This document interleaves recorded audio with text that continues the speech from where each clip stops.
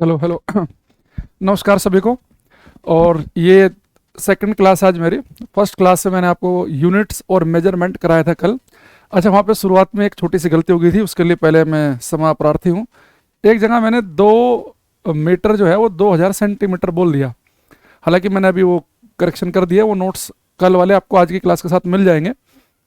कई बार ये थोड़ा सा हो जाता है जब आप अकेले शूट कर रहे होते हैं ना एक स्टूडियो के अंदर। तो कई बार ऐसा होगा कि मन में आपके चल गया 5 या 10। तो कई बार 5 या 10 ही होता रहता है वो।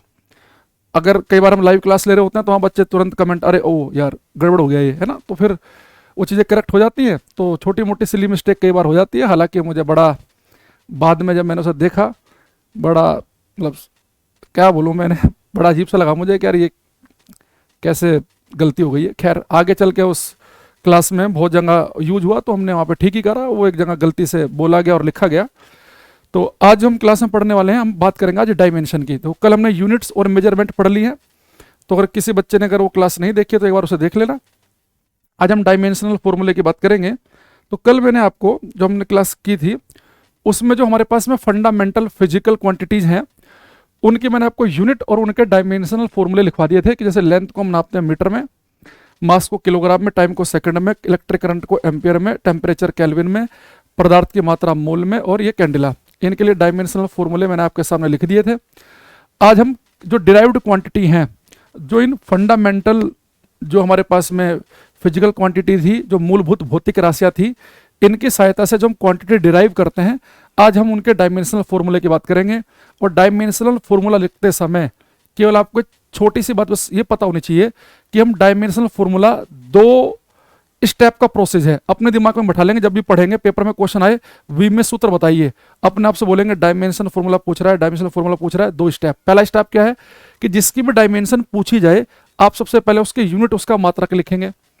अब उस यूनिट में जहां पर भी आपको मीटर दिखेगा उस मीटर की जगह बेटा हमें एल लिखना होता है। मीटर की जगह एल लिख देते हैं। जहां पर भी किलोग्राम दिखेगा उसकी जगह एम लिखेंगे, सेकंड की जगह टी लिखेंगे, एम्पियर की जगह ए, कैलोरी की जगह के या थीटा जो हमने कल बताया था, मोल की जगह मोल या एन या म्यू भी लिखा मिल सकता है, और कैंडिला की जगह सी डी या जे। ये कुछ आपको नोटेशन है जो लिखनी है। अब वो डायमेंशनल फॉर्मूला जो है इसके बारे में मैं थोड़ी सी बात करूं, देखो इसके में जरूरत कैसे पड़ रही है, क्या चीज़ें हैं, वो सब आएंगे आज की क्लास में हम। जैसे मैं आपसे कहूं कि भाई वेलोसिटी, वेग की बात करूं मैं, या चलो स्पीड शब्द लिख लेते हैं, चाल। और मैं आपसे कहूं कि भाई एक वस्तु की जो स्पीड है, आप सभी जानते हैं कि उसकी जो यूनिट है, उसका जो मात्रक है, वो ऐसा यूनिट क्या होती है, मीटर पर सेकंड। ये कहां से आता है मीटर पर सेकंड? आप कहेंगे सर इतना हमें पता है कि स्पीड का जो फॉर्मूला होता है, चाल का जो फॉर्मूला होता है, वो होता है दूरी बटे समय, डिस्टेंस अपॉन टाइम। तो डिस्टेंस को सर हम नापते हैं, दूरी को नापते हैं मीटर में, टाइम को नापते हैं सेकंड में। तो सर इसलिए इसकी यूनिट बन जाती है मीटर पर सेकंड। लेकिन इस स्पीड की यूनिट ये तो ऐसा यूनिट होगी, इंटरनेशनल सिस्टम में जो यूज होती है मीटर पर सेकंड है। पर रोजमर्रा की जिंदगी में इसके हम एक यूनिट यूज करते हैं, किलोमीटर पर सेकंड। ऐसे आप इसके यूनिट ये भी यूज कर सकते हो, सेंटीमीटर पर सेकंड। भाई डिस्टेंस जो है आप उसे मीटर में नाप रहे हो, सेंटीमीटर में भी तो नाप सकते हो, है ना, किलोमीटर में भी नाप सकते हो। लेकिन अगर आप जब भी देखें कोई से भी आप सिस्टम यूज करें, चाहे आप स्पीड को मीटर पर सेकंड में नापो, सेंटीमीटर पर सेकंड में नापो या किलोमीटर पर सेकंड के अंदर नापो, लेकिन मैं हर जगह कर तो एक ही काम रहा हूं कि यानी कि मैं जो डिस्टेंस की जो यूनिट है, जो डिस्टेंस क्या है बेटा, दूरी यानी कि लंबाई, यानी कि मैं लेंथ की यूनिट को टाइम की यूनिट से तो डिवाइड कर रहा हूं। भाई स्पीड में मीटर पर सेकंड में क्या कर रहा हूं, यानी कि मैं लेंथ के मात्रक को समय के मात्रक से डिवाइड कर रहा हूं। ये किलोमीटर भी क्या है, लंबाई के लिए है, यानी कि मैं लेंथ के मात्रक को टाइम के मात्रक से डिवाइड कर रहा हूं। और यहां पर भी क्या कर रहा हूं, मैं लेंथ के मात्रक को टाइम के मात्रक से डिवाइड कर रहा हूं। यानी हर बार मैं क्या कर रहा हूं, मैं यूनिट ऑफ लेंथ, लंबाई के मात्रक को किससे डिवाइड कर रहा हूं बेटा, यूनिट ऑफ टाइम, समय के मात्रक से। तो लंबाई के मात्रक को समय के मात्रक से विभाजित किया जा रहा है। लंबाई का जो मात्रक है, लंबाई का मात्रक कम डिवाइड कर रहे हैं समय के मात्रक से। अब लंबाई का मात्रक आप मीटर ले रहे हैं और यहाँ पे एक बार सेकंड लिया, फिर अगली बार लंबाई का मात्रक आपने मान लो किलोमीटर ले लिया, कभी सेकंड ले लिया, कभी कुछ और ले लिया, मिलीमीटर ले लिया। ऐसे यहाँ पर भी आप समय का मात्रक किलो घंटा भी ले सकते हैं, सेकंड भी ले सकते हैं, मिनट भी ले सकते हैं। अब यहाँ पे एक चीज मैं ये भी बोल सकता हूँ कि इस चीज को मैं ऐसे तो लिख सकता हूँ भाई यूनिट ऑफ लेंथ है ये,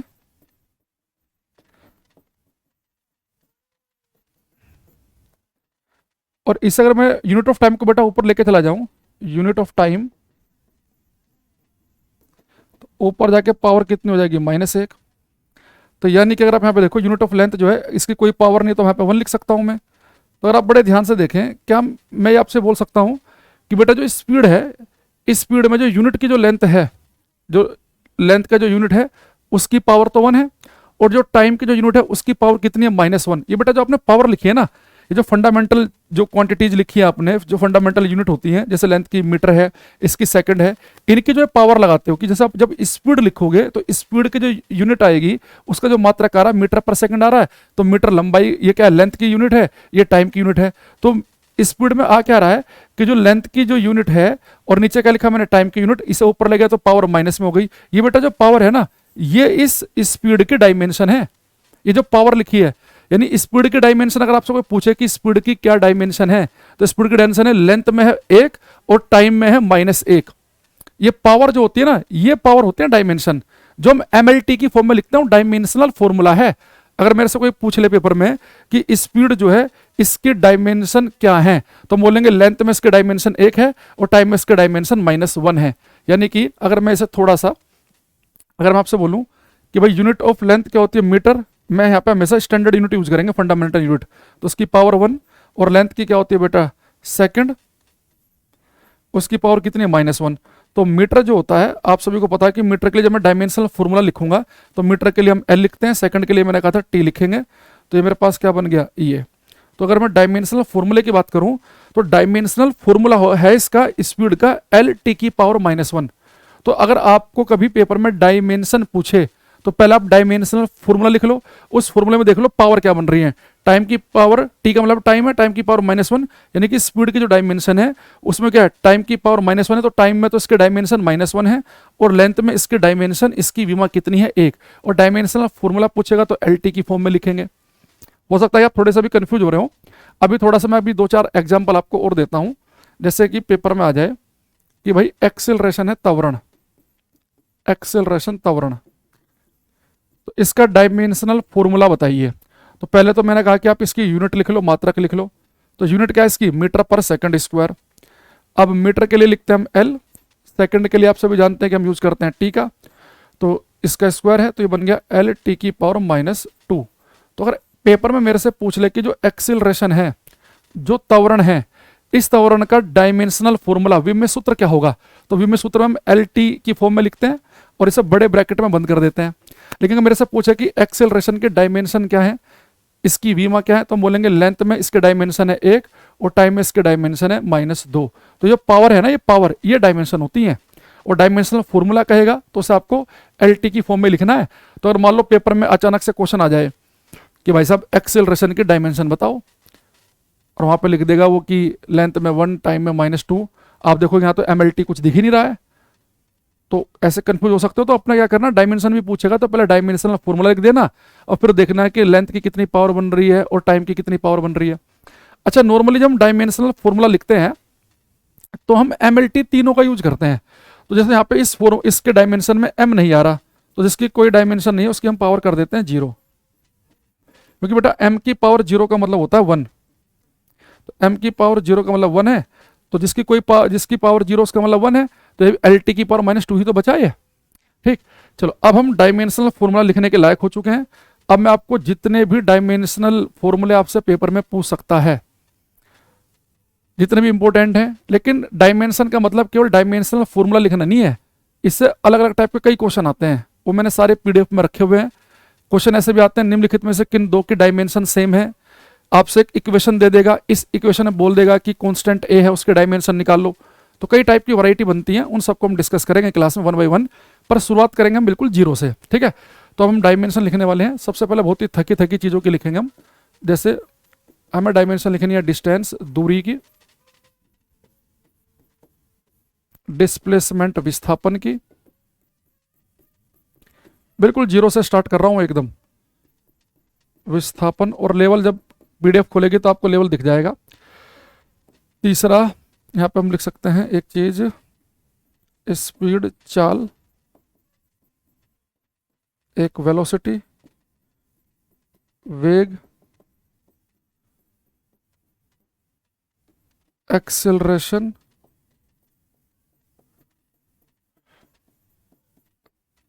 त्वरण। पहले आसान आसान, ठीक है। मैंने क्या कहा, जैसे पेपर में डायमेंशनल फॉर्मूला पूछे, हम कहेंगे जी हम तो नहीं बता रहे, हम तो यूनिट बताएंगे। आप पूछोगे डायमेंशन, हम बताएंगे यूनिट। तो डिस्टेंस की एसआई यूनिट क्या है, मीटर। इसकी क्या, डिस्प्लेसमेंट की, मीटर। स्पीड मीटर पर सेकंड। वेलोसिटी की भी क्या होती है, मीटर पर सेकंड। एक्सेलरेशन मीटर पर सेकंड स्क्वायर। तो पहले स्टेप कर लिया, क्योंकि 2 स्टेप का प्रोसेस है।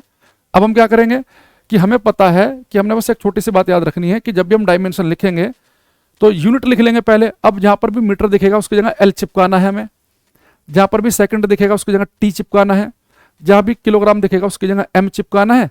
ऐसे 2-3 बातें यहां पे लिखी हुई हैं। अब फटाफट हम क्वेश्चन कर लेंगे। जैसे भाई मीटर के लिए हमें एल चिपकाना होता है, तो डिस्टेंस के डायमेंशनल फॉर्मूला क्या हो जाएगा, एल। लेकिन एम एल टी तीनों की फॉर्म में लिखते हैं, तो एम की पावर 0, एल तो है, इसकी पावर 0 मत कर देना, जिसकी कोई पावर नहीं होती उसका मतलब होता है 1, और टी भी नहीं है तो टी की पावर 0। तो क्रॉस चेक कर लेना, पावर 0 यानी कि 1, 1 एल बचा एल, ठीक है। ऐसे डिस्प्लेसमेंट को बेटा मीटर में नाप रहे हैं, इसके डायमेंशन भी एल, एम 0 एल टी 0। यहाँ पे मीटर के लिए एल, सेकंड के लिए टी, तो बन जाएगा एल टी की पावर -1, या आप इसे लिख सकते हैं एम 0 एल टी की पावर -1, क्योंकि इस बार एल भी है टी भी है, केवल एम नहीं था, है ना। तो एम की जगह मैंने 0 लिख दिया। वेलोसिटी मीटर की जगह एल, सेकंड की जगह टी, तो ये भी हमारे पास क्या बन जाएगा, एल टी की पावर -1, और ये हमारे पास बन गया एम 0 एल टी की पावर -1। मीटर के लिए एल, सेकंड के लिए टी का स्क्वायर, तो क्या बन गया हमारे पास, एम तो है नहीं, एम 0 एल टी की पावर -2। तो बहुत ही बेसिक सी डायमेंशन आप लिख पा रहे होंगे, है ना। अच्छा, दूसरा 6 नंबर, अब मैं यहाँ पे लिख रहा हूँ लीनियर मोमेंटम।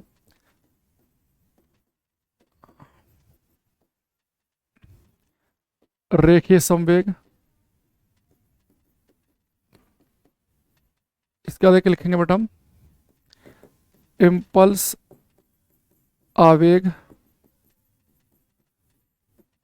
ठीक।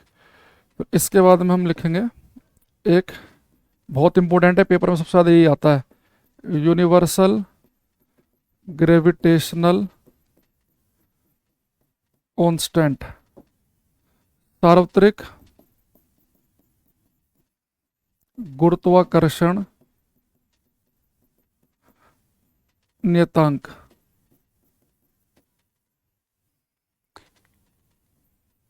इसके बाद में एक लिखेंगे हम एंगल, कोण, एक लिखेंगे हम एंगुलर स्पीड,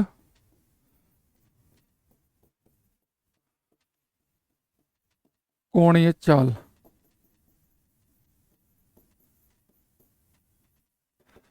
अब मुझे इन सबके डायमेंशनल फॉर्मूले लिखने हैं, ठीक है। अब देखो ये बेटा, अब सबसे पहले तो आपको इनके यूनिट मात्रक पता होने चाहिए। तो लीनियर मोमेंटम जो है, इसका अगर आपको मात्रक नहीं पता तो फॉर्मूले से निकाल लो। अगर डायरेक्ट नहीं पता आपको तो फॉर्मूला, तो लीनियर मोमेंटम को हम लिखते हैं पी से। तो मोमेंटम का फॉर्मूला होता है मास इनटू वेलोसिटी, द्रव्यमान गुणा वेग। तो हो गया हमारा काम। तो इसकी यूनिट क्या बनेगी, इसके आप यूनिट निकाल रहे हैं, ऐसा यूनिट। तो मास को नापते हैं हम किलोग्राम में, वेलोसिटी को नापते हैं मीटर पर सेकंड में, ठीक। अब यहाँ पे देखना, तो बेटा किलोग्राम के लिए हम एम चिपका देंगे, मीटर के लिए एल, सेकंड के लिए टी। तो क्या बन गया मेरे पास, एम एल टी की पावर -1। ये डायमेंशन आ गई इसकी, एम एल टी की पावर -1। अच्छा, इम्पल्स और मोमेंटम, इन दोनों का बेटा डायमेंशनल फॉर्मूला आएगा सेम। ये बड़ा इंपॉर्टेंट है, इसलिए मैंने साथ साथ में लिखा है इन्हें। ये हमारे पास जो इम्पल्स है, इसकी जो यूनिट है, इसकी बेटा 2 यूनिट होती हैं, न्यूटन सेकंड, और एक ये वाली मोमेंटम वाली, किलोग्राम मीटर पर सेकंड। ये जब न्यूटन का सेकंड लॉ पढ़ते हैं ना, तब इम्पल्स शब्द का जिक्र होता है वहां पे। तो न्यूटन सेकंड या किलोग्राम मीटर पर सेकंड। अभी तो न्यूटन का तो हमने खैर जिक्र नहीं किया, ये वाला हमारे लिए आसान लग रहा है, इसे डायमेंशन निकाल लो। किलोग्राम के लिए एम, मीटर के लिए एल, सेकंड के लिए टी। तो क्या बन गया, एम एल टी की पावर -1। तो कई बार पेपर में ऐसे क्वेश्चन आ जाता है कि निम्नलिखित में से किन दोनों के विमीय सूत्र समान हैं। तो लीनियर मोमेंटम और इम्पल्स इनके कई बार पेपर में आते हैं, इन दोनों के डायमेंशनल फॉर्मूले सेम हैं। अब आया universal gravitational constant capital G. तो कैपिटल जी की वैल्यू भी पता होनी चाहिए आपको, 6.67 गुणा 10⁻⁻11 newton metre square upon kilogram square. अच्छा, इससे पहले एक थोड़ा सा मैं यहाँ पे लिख देता हूं, ये महा इंपॉर्टेंट है, फोर्स बल। अगर मैं आपसे कहूं भाई फोर्स का डायमेंशनल फॉर्मूला लिखो, इसका तो हम डायरेक्ट याद भी कर लेंगे निकालने के बाद, ये बहुत जगह डायरेक्ट यूज होगा। फोर्स का तो मतलब हमें हमेशा रटा ही होना चाहिए, बहुत सारे बच्चों को तो अभी मेरे लिखने से पहले वो मन में बोल भी रहे होंगे। तो फोर्स की यूनिट होती है न्यूटन, सिंबल होता है कैपिटल एन। अब आपको सर न्यूटन के लिए तो आपने कुछ नहीं बताया हमें। जब आपने कहा कि डायमेंशनल फॉर्मूला लिखेंगे तो आपने हमारे से क्या कहा कि आप एक काम करो कि पहले यूनिट मात्रक लिख लो, उस यूनिट में मीटर की जगह एल आएगा, किलोग्राम की जगह एम, सेकंड की जगह टी, एम्पेयर की जगह ए, केल्विन की जगह के या थीटा, मोल की जगह मोल या एन, कैंडिला की जगह सी डी या जे। लेकिन आपने न्यूटन का तो कुछ नहीं लिखा। तो अगर कभी ऐसा हो जाए कि जो यूनिट है वो किसी साइंटिस्ट के नाम पे आ जाए, तो फिर आप इसे क्या करो, जो ऐसा यूनिट है वो तो न्यूटन है साइंटिस्ट के नाम पे, तो आप इसे किलोग्राम मीटर सेकंड वाली फॉर्म में आपको चेंज करना पड़ेगा। तो आप सभी को पता है कि फोर्स का फॉर्मूला होता है हमारे पास में F इजगल टू एम में। तो फोर्स की यूनिट क्या होती है न्यूटन, और एक न्यूटन किसके बराबर है, मास के लिए किलोग्राम, एक्सेलरेशन के लिए मीटर पर सेकंड स्क्वायर। ठीक है, तो किलोग्राम को बेटा हम किसमें लिखते हैं, एम से, मीटर के लिए एल, सेकंड के लिए टी, स्क्वायर हो गया। तो क्या बन जाएगा ml/-2। तो यानी कि फोर्स की बेटा यूनिट होती है न्यूटन, और जब हमने इसका डायमेंशन फॉर्मूला निकाला, हमें पता है कि एक न्यूटन किसके बराबर है, किलोग्राम मीटर पर सेकंड स्क्वायर, और यहां से तो हम डायमेंशन निकाल ही सकते हैं, किलोग्राम की जगह एम लिखा, मीटर की जगह एल, सेकंड की जगह टी, सेकंड का स्क्वायर टी का भी स्क्वायर हो गया। तो उसका डायमेंशनल फॉर्मूला क्या बन जाएगा, ml/-2। तो आज के बाद जैसे आपको फोर्स दिखे तो फोर्स को बेटा हम नापते हैं न्यूटन में, और डायमेंशनल फॉर्मूला रट लेंगे ml/-2, ml/-2। ये पेपर में डायरेक्ट भी आ सकता है, बहुत जगह आपको इसका यूज भी करना पड़ेगा। अब जैसे यहाँ जाओ, अब जो मैंने कैपिटल जी लिखवाया इसकी यूनिट क्या है, newton metre square upon kilogram square. तो न्यूटन का तो हमने डायरेक्ट रट लिया है थोड़ी देर पहले ही, कि न्यूटन के लिए हम क्या यूज करेंगे, ml/-2। मीटर के लिए होता है बेटा एल, तो मीटर का स्क्वायर कर दो, एल का स्क्वायर, नीचे किलोग्राम है तो किलोग्राम के लिए एम का स्क्वायर। तो एक एम से हमारा एक एम कट जाएगा, एक एम जो बचेगा ऊपर आके पावर हो जाएगी माइनस की, तो एम की पावर -1, एक एल और 2 एल, एल की पावर 3 और टी की पावर -2। तो डायमेंशनल फॉर्मूला हो गया। अच्छा, कैपिटल जी का बहुत इंपॉर्टेंट है डायमेंशनल फॉर्मूला, तो इसमें आप ये भी ध्यान रख सकते हैं कि इसके डायमेंशनल फॉर्मूले में पावर 1 2 3 तीनों है, 1 2 3। तो आप क्या करेंगे, एक बार ऑप्शन पर नजर मार लेना, क्या पता एक ही ऑप्शन ऐसा हो जिसमें 1 2 3 दिखे, किसी ऑप्शन में ऐसा हो जाए कि m की पावर 2, l की 2, दोनों 2 2, यानी ऑप्शन में हटाओ से, एक की पावर 4 दिख जाए तो उसे हटा दो, 1 2 3 दिखना चाहिए। अगर दो ऑप्शन में 1 2 3 दिख गया, फिर आपको सोल्व करके देख लेना भाई m और t की पावर तो नेगेटिव थी और बीच वाली पॉजिटिव थी, तो फिर तो आप सोल्व कर लेना, कहीं ऐसा रटा हुआ तो खैर होगी नहीं सारी इतने डायमेंशन। तो आपको डायमेंशन रटनी नहीं है, आपको बस यूनिट लिखनी है और यूनिट से आपको डायमेंशन निकालनी है। अच्छा, एंगल जो है कल मैंने आपको बताया था, इसकी यूनिट होती है रेडियन, और एक डायमेंशन लेस क्वांटिटी है, इसके डायमेंशन जिसकी नहीं होती सब तीनों की लिख दो 0। तो या तो पेपर में तीनों का 0 लिखा मिलेगा, या लिखा मिलेगा डायमेंशन लेस, विमाहीन, डायमेंशन लेस। ठीक, एंगुलर स्पीड जो है इसकी यूनिट होती है, देखो जैसे बेटा अगर मैंने खाली स्पीड लिखा, उसका मतलब होता है लीनियर स्पीड, रेखे चाल। तो लीनियर स्पीड को नापते हैं मीटर पर सेकंड में, कि आपने कितनी दूरी तय की, कितने समय में की। एंगुलर स्पीड में होता है कि जब कोई चीज घूम रही होती है उसके पास होती है एंगुलर स्पीड, कि उसने कितना एंगल तय किया और कितने समय में। तो वहां पे होती है दूरी बटे समय, यहाँ पे होता है एंगल बटे समय, कोण बटे समय। तो एंगल को नापते हैं हम रेडियन में, टाइम को नापते हैं सेकंड में, तो उसकी यूनिट बनेगी रेडियन पर सेकंड। तो रेडियन तो डायमेंशन लेस है, इसकी कोई डायमेंशन नहीं है, सेकंड की होती है टी, तो उसकी डायमेंशन बनेगी टी की पावर -1। तो जो एंगुलर स्पीड है इसका जो डायमेंशनल फॉर्मूला है वो क्या बनेगा, टी की पावर -1। अब अगले पे आते हैं। अब ऐसे लिखेंगे हम, हमारे पास में एक चीज लिखेंगे यहाँ पे हम, एंगुलर एक्सेलरेशन, कोणीय त्वरण। बट ऐसे घूम रही वस्तु के पास होती है एंगुलर स्पीड, ऐसे घूम रही वस्तु के पास जो एक्सेलरेशन होता है वो कहलाता है एंगुलर एक्सेलरेशन। तो आप ऐसा किया करो, कभी भी जैसे एंगुलर शब्द आ जाए ना, तो अभी आप सोच लिया करो, जैसे यहाँ पे एंगुलर स्पीड है कोणीय चाल, तो मान लो कि कोणीय एंगुलर नहीं लिखा हुआ, अगर सिंपल स्पीड लिखा होता तो स्पीड की यूनिट क्या होती है, मीटर पर सेकंड। तो एंगुलर में मीटर को रेडियन से रिप्लेस कर देते हैं, क्योंकि यहाँ पे चीजें क्या हो रही है, घूम रही है, तो यहाँ पे दूरी नहीं चलेंगी, वो एंगल तय करेंगे सेंटर पे कुछ। तो आप जब भी एंगुलर शब्द दिखे तो उसे सोच लो कि एंगुलर लिखा ही नहीं है, खाली स्पीड लिखा है, तो मीटर पर सेकंड, फिर बाद में मीटर को रेडियन से रिप्लेस कर दो। ऐसे आपको पता है कि भाई जो एंगुलर मान लो कोणीय नहीं लिखा है, तो एक्सेलरेशन जो है इसकी यूनिट क्या होती है, मीटर पर सेकंड स्क्वायर। अभी हमने पढ़ा भी है, तो मीटर को हटा देंगे तो इसकी यूनिट क्या बन जाएगी, रेडियन पर मीटर स्क्वायर।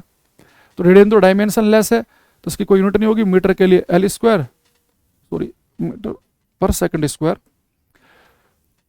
मीटर पर सेकंड स्क्वायर। तो भाई एक्सेलरेशन होता है मीटर पर सेकंड स्क्वायर, मीटर के रेडियन आ गया, नीचे है सेकंड स्क्वायर, तो ये आ गया टी स्क्वायर, तो बन गया मेरे पास टी की पावर -2।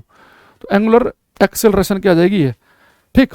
अच्छा, इसके अलावा अब यहाँ पे हम कुछ इंपोर्टेंट पे फिर से आ रहा हूं मैं, एक लिखेंगे वर्क कार्य,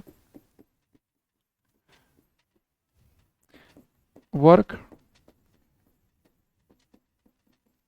एनर्जी, एक लिखेंगे यहाँ पे हम टॉर्क बल आघूर्ण। ये जितनी टर्म मैं यहाँ पे लिख रहा हूँ ना, ये सारी की सारी हम क्लास में जब मैकेनिक्स वाला पार्ट करेंगे तो वहाँ पे सारी टर्म को हम एक्सप्लेन करेंगे डिटेल में। जैसे हमने शुरू में लिखा है कि भाई ये स्पीड और वेलोसिटी, कि स्पीड वेलोसिटी में क्या फ़र्क है, डिस्टेंस डिस्प्लेसमेंट में क्या फ़र्क है, एक्सेलरेशन का क्या मतलब होता है। तो अभी तो हम केवल यहाँ पर डायमेंशन निकाल रहे हैं, तो मैं इतना मान के चल रहा हूँ कि 10th तक तो आपने 12th तक तो साइंस पढ़ी है, तो इन सब के बारे में थोड़ा थोड़ा सुन रखा है। तो अभी बस जितना हल्का फुल्का आपने सुन रखा है, डायमेंशन निकालते समय उतने ही की जरूरत है हमें, डिटेल में तो इनमें हम आएंगे मैकेनिक्स पढ़ते हुए। अच्छा, जो वर्क है इसकी यूनिट होती है जूल, इसकी बहुत इंपॉर्टेंट है, डायरेक्ट हम कई जगह यूज करेंगे। अब आप कहेंगे सर जो जूल है इसका तो हमें आपने कुछ बताया नहीं, ये भी साइंटिस्ट का नाम है। तो जब भी साइंटिस्ट का नाम आ जाए, तो जैसे हमने फोर्स की न्यूटन थी, न्यूटन का मतलब निकाला था, ऐसे यहाँ पर भी करेंगे हम। बेटा देखो, वर्क का फॉर्मूला क्या होता है, एफ एस कोस थीटा, बल गुणा विस्थापन इंटू कोस थीटा। ये वर्क का फॉर्मूला आपने पढ़ा होगा कि भाई कार्य निकालते हैं, क्या देखते हैं कि कितना बल लगाया और उस बल ने कितना विस्थापन किया, और बल और विस्थापन के बीच का एंगल कितना है, ठीक।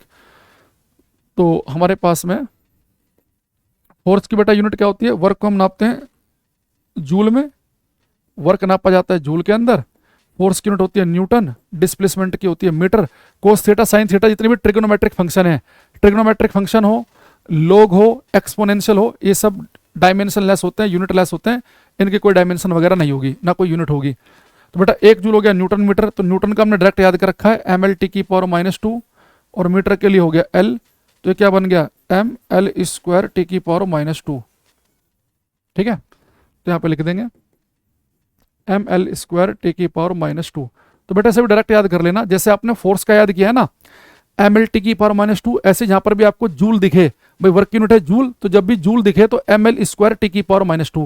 यानी जो आपने शुरू में 7 याद किए थे, 7 कि भाई मीटर की जगह एल लिखेंगे, किलोग्राम की जगह एम लिखेंगे, है ना, टाइम की सेकंड की जगह टी लिख देंगे, वहां पर ये 2 और ऐड कर सकते हैं आप कि जब भी हमें लिखेगा न्यूटन, फोर्स की यूनिट है न्यूटन, तो एम एल टी की पावर -2 चिपका देंगे, जूल दिखेगा तो एम एल स्क्वायर टी की पावर -2 चिपका देंगे। तो ये 2 भी अपने आपको ध्यान रखने हैं, ठीक है।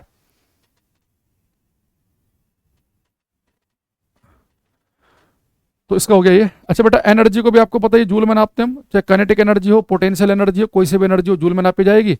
तो जूल के लिए हमने याद कर ही रखा है एम एल स्क्वायर टी की पावर -2, है ना।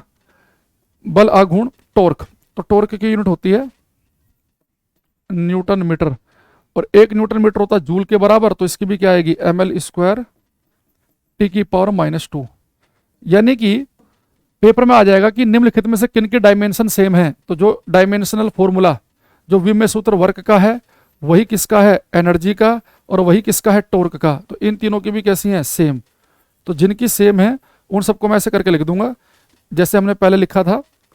ये हमारे यहाँ पे कौन कौन सी लीनियर मोमेंटम और इम्पल्स की सेम थी, इनकी तो खैर कोई पूछेगा नहीं, इनकी भी सेम ही है वैसे तो, स्पीड और वेलोसिटी की, ऐसी डिस्टेंस और टाइम की भी सेम है, ठीक है। अब एक लिखेंगे हम आगे इसमें मैकेनिकल पावर,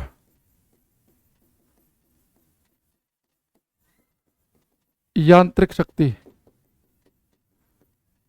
बेटा पावर को हम नापते हैं किसमें, वाट में। वाट, वाट भी साइंटिस्ट का नाम है। अब 1 वाट का मतलब क्या है, पावर का फॉर्मूला होता है वर्क अपॉन टाइम, कितना कार्य किया कितने समय में। तो पावर की यूनिट होती है वाट, वर्क को नापते हैं जूल में, टाइम को होता है सेकंड।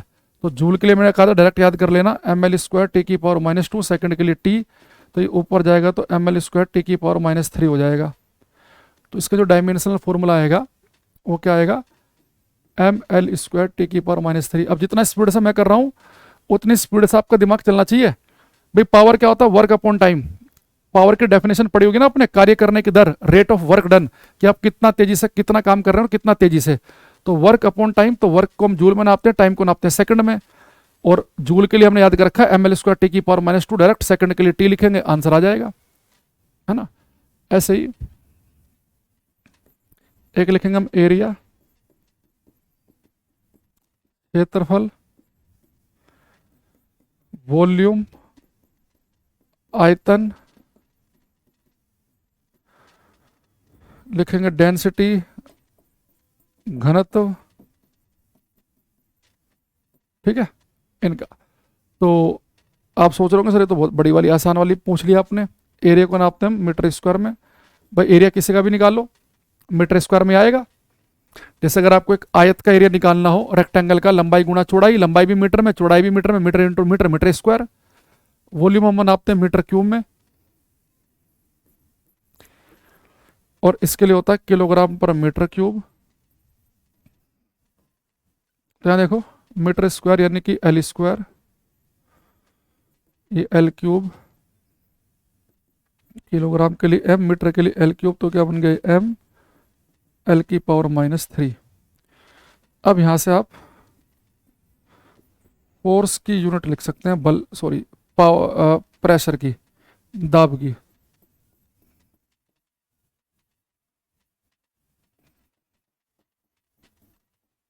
प्रेशर, दाब। तो बेटा प्रेशर को लिखते हैं हम P से, प्रेशर होता है फोर्स अपॉन एरिया। प्रेशर की ऐसा यूनिट तो होती है पास्कल, पर पास्कल तो एक वैज्ञानिक का नाम है, उससे तो बात नहीं बनेगी। तो 1 पास्कल का मतलब क्या होता है, फोर्स को नापते हैं न्यूटन में, एरिया को नापते हैं मीटर स्क्वायर में। तो प्रेशर होता है फोर्स अपॉन एरिया, फोर्स के लिए न्यूटन, एरिया के लिए मीटर स्क्वायर। तो यहां से डायमेंशन निकाल लो, ml टी की पावर -2, मीटर के लिए L²। तो यहाँ पे L से कट गया L, एक L ऊपर जाके हो जाएगा माइनस का, ml की पावर -1 टी की पावर -2। तो ये इसकी भी इंपॉर्टेंट है, प्रेशर की भी पेपर में पूछता है। तो प्रेशर है फोर्स अपॉन एरिया, फोर्स की डायरेक्ट याद कर रखिए ml टी की पावर -2, एरिया के लिए मीटर स्क्वायर यानी कि L का स्क्वायर, ये आ गया। इनके नोट्स बना लेना, हालांकि PNG मैं आपको दे दूंगा मेरे टेलीग्राम चैनल पे, लेकिन ये सब की सब आपके पास में खुद से लिखोगे ना तो ज़्यादा बढ़िया रहेगा। अब लिखेंगे भाई हम मोमेंट ऑफ इनर्शिया, जड़त्व आघूर्ण,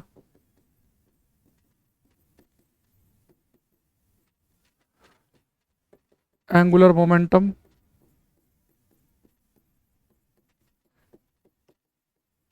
कोणीय संवेग,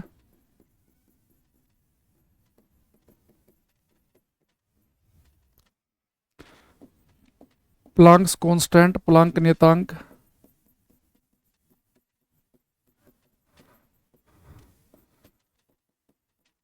प्लांक नियतांक, बोल्ट्जमैन कांस्टेंट,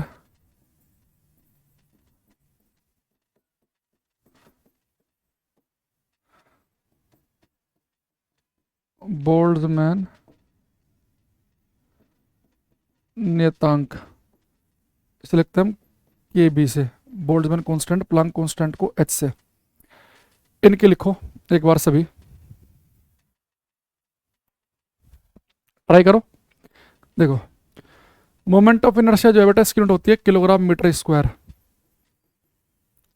जैसे मान लो कि मेरे पास एक पार्टिकल है, तो किसी पार्टिकल का जो मोमेंट ऑफ इनर्शिया होता है किसी कण का, तो पार्टिकल का मोमेंट ऑफ इनर्शिया होता है mr²। तो मास को नापते हम किलोग्राम से और रेडियस को नापते हैं मीटर से, तो बन जाएगा kilogram metre square. Rotational motion में इस बात को हम पढ़ेंगे अच्छे से, ठीक है। एंगुलर मोमेंटम जो है, अगर एक पार्टिकल का एंगुलर मोमेंटम निकालूं मैं, जैसे लीनियर मोमेंटम तो होता है एम वी, तो एंगुलर मोमेंटम होता है एम वी आर। अगर कोई पार्टिकल एक सीधी रेखा में भाग रहा है तो उसका लीनियर मोमेंटम रेखीय संवेग होता है मास इनटू वेलोसिटी, द्रव्यमान गुणा वेग, एम वी। लेकिन अगर एक पार्टिकल जिसका मास m है और वो r रेडियस के सर्कल में घूम रहा हो, तो घूम रही वस्तु के पास लीनियर नहीं एंगुलर मोमेंटम होता है। तो जैसे हमारे पास में ये एक पार्टिकल है, ये r रेडियस के सर्कल पे घूम रहा है, मास m है और वेलोसिटी इसकी v है, तो इसका मोमेंटम बनेगा एम वी आर, क्योंकि इसके पास घूम रही वस्तु के पास एंगुलर मोमेंटम होता है। लीनियर होता है सीधी रेखा में चल रहे के पास, उसके पास केवल एम वी होगा, ठीक है। अब यहां से अगर मैं इसकी यूनिट निकालूं तो यूनिट क्या आ जाएगी, मास को नाप रहे हैं हम किलोग्राम में, वेलोसिटी को नाप रहे हैं मीटर पर सेकंड में, रेडियस को नापेंगे मीटर में, तो kilogram metre square upon second, kilogram metre square upon second. इन सबके डायमेंशन एक साथ लिखेंगे। प्लांक कांस्टेंट की वैल्यू भी याद रखना, 6.6 गुणा 10 की power -34 joule second. Boltzmann constant क्या आ गई थी सीपीयू में, तो वैल्यू पूछ ली थी उसकी, 1.38 गुणा 10 की पावर -23 जूल पर केल्विन। अब मेरे बताने से पहले इन सबके डायमेंशनल फॉर्मूले अपने आप से लिखो वीडियो को रोककर, और फिर चेक करना कि क्या आपके डायमेंशनल फॉर्मूले वही आए हैं जो मैं आपको बता रहा हूं। देखो भाई, किलोग्राम के लिए आपको पता है कि हम क्या करते हैं, एम लिखते हैं, मीटर के लिए एल, मीटर का स्क्वायर है तो एल का भी स्क्वायर हो जाएगा, किलोग्राम के लिए एम, मीटर के लिए एल तो एल स्क्वायर, तो सेकंड के लिए टी, तो ये एम एल स्क्वायर टी की पावर -1 हो जाएगा। तो जूल का मैंने कहा था डायरेक्ट याद रखना, एम एल स्क्वायर टी की पावर -2, सेकंड के लिए टी तो बन जाएगा एम एल स्क्वायर टी की पावर -1। ये क्या हुआ, जो एंगुलर मोमेंटम की डायमेंशन है एम एल स्क्वायर टी की पावर -1, वही प्लांक कांस्टेंट की भी है एम एल स्क्वायर टी की पावर -1। सबसे ज़्यादा इंपॉर्टेंट ये है अभी तक का, जिसमें आता है ना कि किन दोनों के सेम है डायमेंशनल फॉर्मूले। एंगुलर मोमेंटम प्लांक कांस्टेंट का बहुत बार आ चुका है अलग अलग पेपर में। थोड़ा मैं स्पीड ज़्यादा रख रहा हूँ, है ना, क्योंकि आपको वैसे ही पता है अगर मैं आराम से बोलूंगा तो भी आप 1.5 की स्पीड पर करके ही यूट्यूब पे देखोगे क्लास, तो पहले से इतने रखते हैं कि वो 1.5 हो जाए अपने आप से ही। अच्छा, दूसरा ये जूल है एम एल स्क्वायर टी की पावर -2। बाकी आप सजेस्ट कर देना कि ठीक है कि मतलब अगली क्लास में थोड़ा स्लो करें। केल्विन के लिए थीटा लिखते हैं तो हो जाएगा एम एल स्क्वायर टी की पावर -2 थीटा की पावर -1। अच्छा, कहीं पर अगर पावर और, हालांकि अभी तक मुझे लगता नहीं कहीं गड़बड़ हुई होगी, अगर गलती से मान लो कई बार ऐसा हुआ ना कि टी को मैं ऊपर ले गया और पावर -1 करनी भूल गया, अगर किसी में आपको लगे तो एक बार कमेंट करके बता देना। वैसे मैं आज कोशिश कर रहा हूँ कि ऐसे सिली मिस्टेक फालतू की ना हो। अब आते हैं यूनिवर्सल गैस कांस्टेंट, सार्वत्रिक गैस नियतांक, सार्वत्रिक गैस नियतांक, इसे लिखते हैं हम आर से। इसकी वैल्यू होती है 8.314 जूल पर मोल केल्विन। तो इनकी सबकी भाई वैल्यू भी याद रख लेना, डायरेक्ट पेपर में ऐसे पूछ सकता है कि बोल्ट्जमैन कांस्टेंट की वैल्यू क्या होती है, प्लांक कांस्टेंट की वैल्यू क्या होती है। ये आपसे कह सकता है कि भैया ग्रेविटेशनल कांस्टेंट, गुरुत्वाकर्षण नियतांक जो है इसकी वैल्यू कितनी होती है ना। इसकी तो आती भी है रेलवे में, 6.67 गुणा 10 की पावर -11। वो 9.8 स्मॉल जी होता है कि तुम सोचो कि 9.8 पढ़ा था हमने, वो अलग चीज़ है। तो जूल के लिए बेटा एम एल स्क्वायर टी की पावर -2 डायरेक्ट याद किया है। मोल के लिए कहा था मैंने, मोल लिख लेना या एल लिख लेना। केल्विन के लिए थीटा, तो एम एल स्क्वायर टी की पावर -2 थीटा की पावर -1 मोल की पावर -1। कई बार हो सकता है कि आपको मोल लिखा ना मिले, मान लो कि उसने 1 मोल गैस लेके कैलकुलेशन की है, तो कई बार हो सकता है कि मोल नहीं भी मिले, है ना। तो इसके डायमेंशन है एम एल स्क्वायर टी की पावर -2 थीटा की पावर -1, मोल की पावर -1 मिल जाए बढ़िया है, नहीं तो कोई बात नहीं। अच्छा, इसके अलावा अब इसमें लिखेंगे बेटा हम एक फ्रीक्वेंसी आवृत्ति की,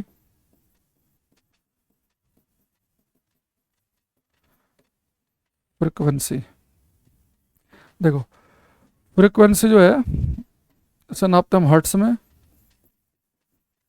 सिंबल होता है एच जेड, और 1 हर्ट्स का मतलब होता है 1/सेकंड। सेकंड के लिए है टी, तो उसकी होगी t⁻⁻1। अब ये चेक करो आप कि जो मैंने आपको फ्रीक्वेंसी की जो बताई है t⁻⁻1, ये किसकी से मैच कर रही है। अगर आप थोड़ा सा पीछे जाएंगे तो फ्रीक्वेंसी की जो डायमेंशन है ये आपको मैच करती हुई दिखाई देगी एंगुलर स्पीड की। इसकी भी क्या थी, t⁻⁻1 थी, तो इसके डायमेंशन भी t⁻⁻1 आएगी। तो फ्रीक्वेंसी की मैच करती है एंगुलर स्पीड के डायमेंशन से। एंगुलर स्पीड को लिखते हैं ओमेगा से, तो जो कोणीय चाल की थी उससे मैच कर रही है।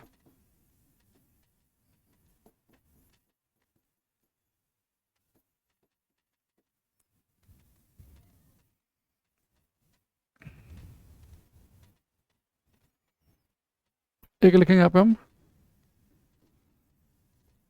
बाकी जो थोड़े बहुत रह जाएंगे ना वो अपने आप से उसमें आ जाएंगे जब हम ये कर रहे होंगे पीडीएफ के क्वेश्चन, है ना, तो उसमें टेंशन मत लेना। एक हम लिख रहे हैं यहाँ पे स्ट्रेन विकृति, इसकी इंपॉर्टेंट है। एक स्ट्रेस प्रतिबल,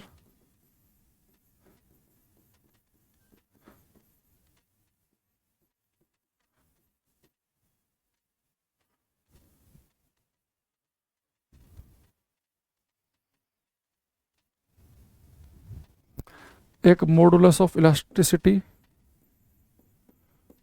मॉडुलस ऑफ इलास्टिसिटी, प्रत्यास्थता गुणांक,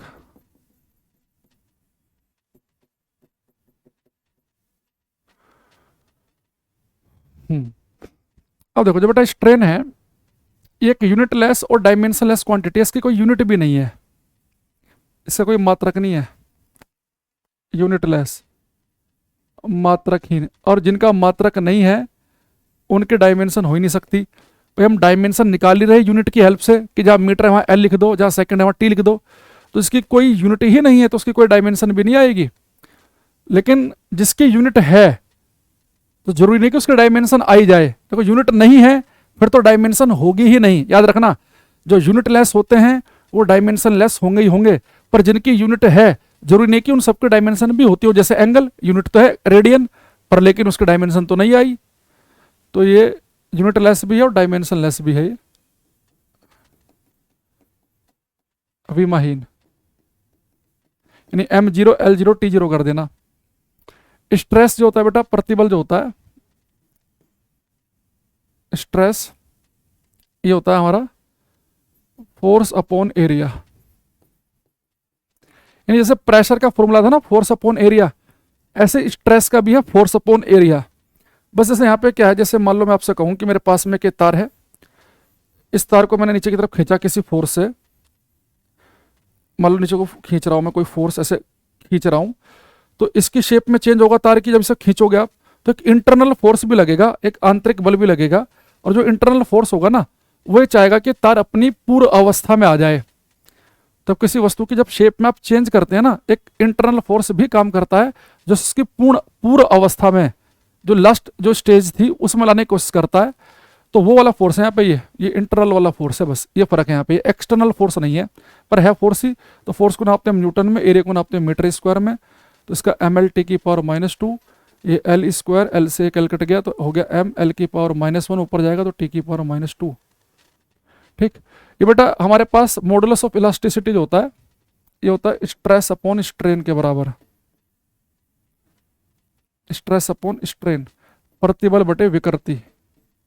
अच्छा, अगर स्ट्रेन भी अगर आपको नहीं पता है, क्योंकि ये हम पढ़ेंगे क्लास में तो डिटेल में तो समझेंगे वहां पे। भाई स्ट्रेन विकृति समझो, जैसे मेरे पास एक तार है, इसकी लंबाई है एल, और इस तार को मैंने खींच के इसकी लंबाई कर दी एल डैश, तो उसकी लंबाई में जो चेंज हुआ कितना हो गया, फाइनल लंबाई एल डैश, इनिशियल होगी एल। तो देखो स्ट्रेन विकृति क्या होता है कि चेंज कितना हुआ लंबाई में बटे ओरिजिनल लंबाई, ये हमारा स्ट्रेन कहलाता है कि लंबाई में चेंज बटे ओरिजिनल लंबाई, ये स्ट्रेन है। तो अब अगर आप लंबाई को नाप रहे हैं मीटर में, तो लंबाई में चेंज कितना हुआ उसे भी तो मीटर में नापेंगे, तो मीटर से मीटर कट जाएगा, कोई यूनिट नहीं आएगी, इसलिए कोई डायमेंशन भी नहीं आएगी। तो इसलिए मैंने वहां पे लिखा था कि स्ट्रेन यूनिट लेस भी है और विमाहीन भी है, क्योंकि स्ट्रेन क्या है, सेम ही चीज का रेशियो है कि लंबाई में कितना चेंज आया बटे ओरिजिनल लंबाई। मान लो वस्तु 1 मीटर की थी, हो गई 1.5, तो चेंज कितना है, आधे मीटर का, 1 से 1.5 हुई, आधे मीटर का चेंज आया। और टोटल ओरिजिनल कितना था 1, तो ऊपर भी मीटर नीचे भी मीटर। अच्छा, अब ये मेरे पास में जो बेटा मॉडुलस ऑफ इलास्टिसिटी है 3 तरीके के होते हैं हमारे पास। इसमें एक होता है यंग मॉडुलस, एक बल्क मॉडुलस है ना, एक ऐसे शेयर मॉडुलस, रंग मॉडुलस, सॉरी एक यंग मॉडुलस, एक हमारे पास होता है बल्क मॉडुलस, एक होता है इलास्टिसिटी ऑफ रिजिडिटी। मतलब 3 टाइप के हमारे पास मॉडुलस होते हैं, उन्हीं के अकॉर्डिंग फिर 3 स्ट्रेस भी होंगे, 3 स्ट्रेन भी होंगे। वो खैर थ्योरी का पार्ट है। अभी के लिए अपना ये समझो कि आपसे जब भी ये मॉडुलस ऑफ इलास्टिसिटी पूछ रहा है वो है प्रतिबल बटे विकृति। तो ये तो मेरे पास डायमेंशन लेस है ही, स्ट्रेन, सॉरी नीचे स्ट्रेन लिखा है, स्ट्रेन प्रतिबल बटे विकृति। अब मेरे पास में कोई सा भी मॉडुलस पूछे, यंग मॉडुलस आए, बल्क मॉडुलस आए, कोई सा भी मॉडुलस आए, कभी कोई से भी मॉडुलस ऑफ इलास्टिसिटी लिखा शब्द कोई भी मिल जाए आपको, वो स्ट्रेस अपॉन होता है स्ट्रेन, प्रतिबल बटे विकृति। तो आपको पता है कि स्ट्रेन की तो कोई डायमेंशन है ही नहीं, m0 l0 t0, और स्ट्रेस की क्या है यहाँ पे ऊपर लिखी है ml की पावर -1 t की पावर -2। यानी कहने का मतलब ये है कि जो मॉडुलस ऑफ इलास्टिसिटी है ये तो डायमेंशन लेस यानी कि तो 1 हो गया, यानी मॉडुलस ऑफ इलास्टिसिटी की डायमेंशन वही आएगी जो स्ट्रेस की आएगी। और स्ट्रेस है फोर्स अपॉन एरिया, प्रेशर का भी ऐसे ही फॉर्मूला था, प्रेशर का भी फोर्स अपॉन एरिया, यानी कि जो डायमेंशन प्रेशर की है वही डायमेंशन किसकी होगी, स्ट्रेस प्रतिबल की होगी, है ना। वही हम किसकी लिखेंगे, स्ट्रेस प्रतिबल की। तो यहाँ पे स्ट्रेस लिख देता हूं मैं पूरा, प्रतिबल वही डायमेंशन जो प्रेशर दाब की है, इसे पूरा लिखो, जो डायमेंशन प्रेशर दाब की है वही स्ट्रेस प्रतिबल की होगी, और वही किसकी होगी, मॉडुलस ऑफ इलास्टिसिटी। ये भी बहुत ज्यादा इंपॉर्टेंट है। बाकी आप मुझे बता सकते हो कि अगर इसमें जो सारी टर्म्स हैं, अभी मैं ये मान के चल रहा हूं कि हम केवल डायमेंशन वाला ही चैप्टर पढ़ रहे हैं, तो आपको सबकी यूनिट पता है या सबके बारे में थोड़ा थोड़ा आपने सुन रखा है। अगर कुछ समस्या होगी तो बाकी तो जब हम देखो क्लास में पढ़ते हैं ना, तो ये सारी चीज़ें वहाँ पे आती हैं 1 बाई 1, एक के बाद एक के बाद एक के बाद एक। तो ये थोड़ा सा मान लेता हूँ कि आपको कुछ आइडिया है, तभी आप ये डायमेंशन निकाल पाएंगे। तो पेपर में एक बड़ा क्वेश्चन आता है कि किन दो के डायमेंशन सेम है, तो उसमें ये बेटा आपको स्ट्रेस यानी प्रतिबल, ये मॉडुलस ऑफ इलास्टिसिटी और एक प्रेशर, इन तीनों की सेम होती है, इनका ध्यान रखना। दाब, प्रतिबल, प्रत्यास्थता गुणांक,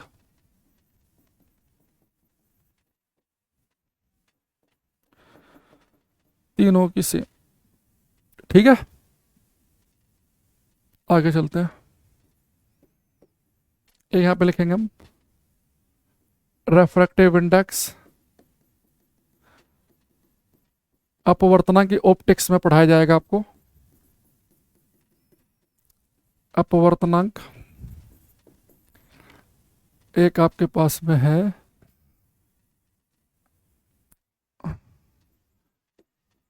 मैग्निफिकेशन, ये भी ऑप्टिक्स का ही है। आवर्धन क्षमता, एक है पावर ऑफ लेंस, लेंस की शक्ति,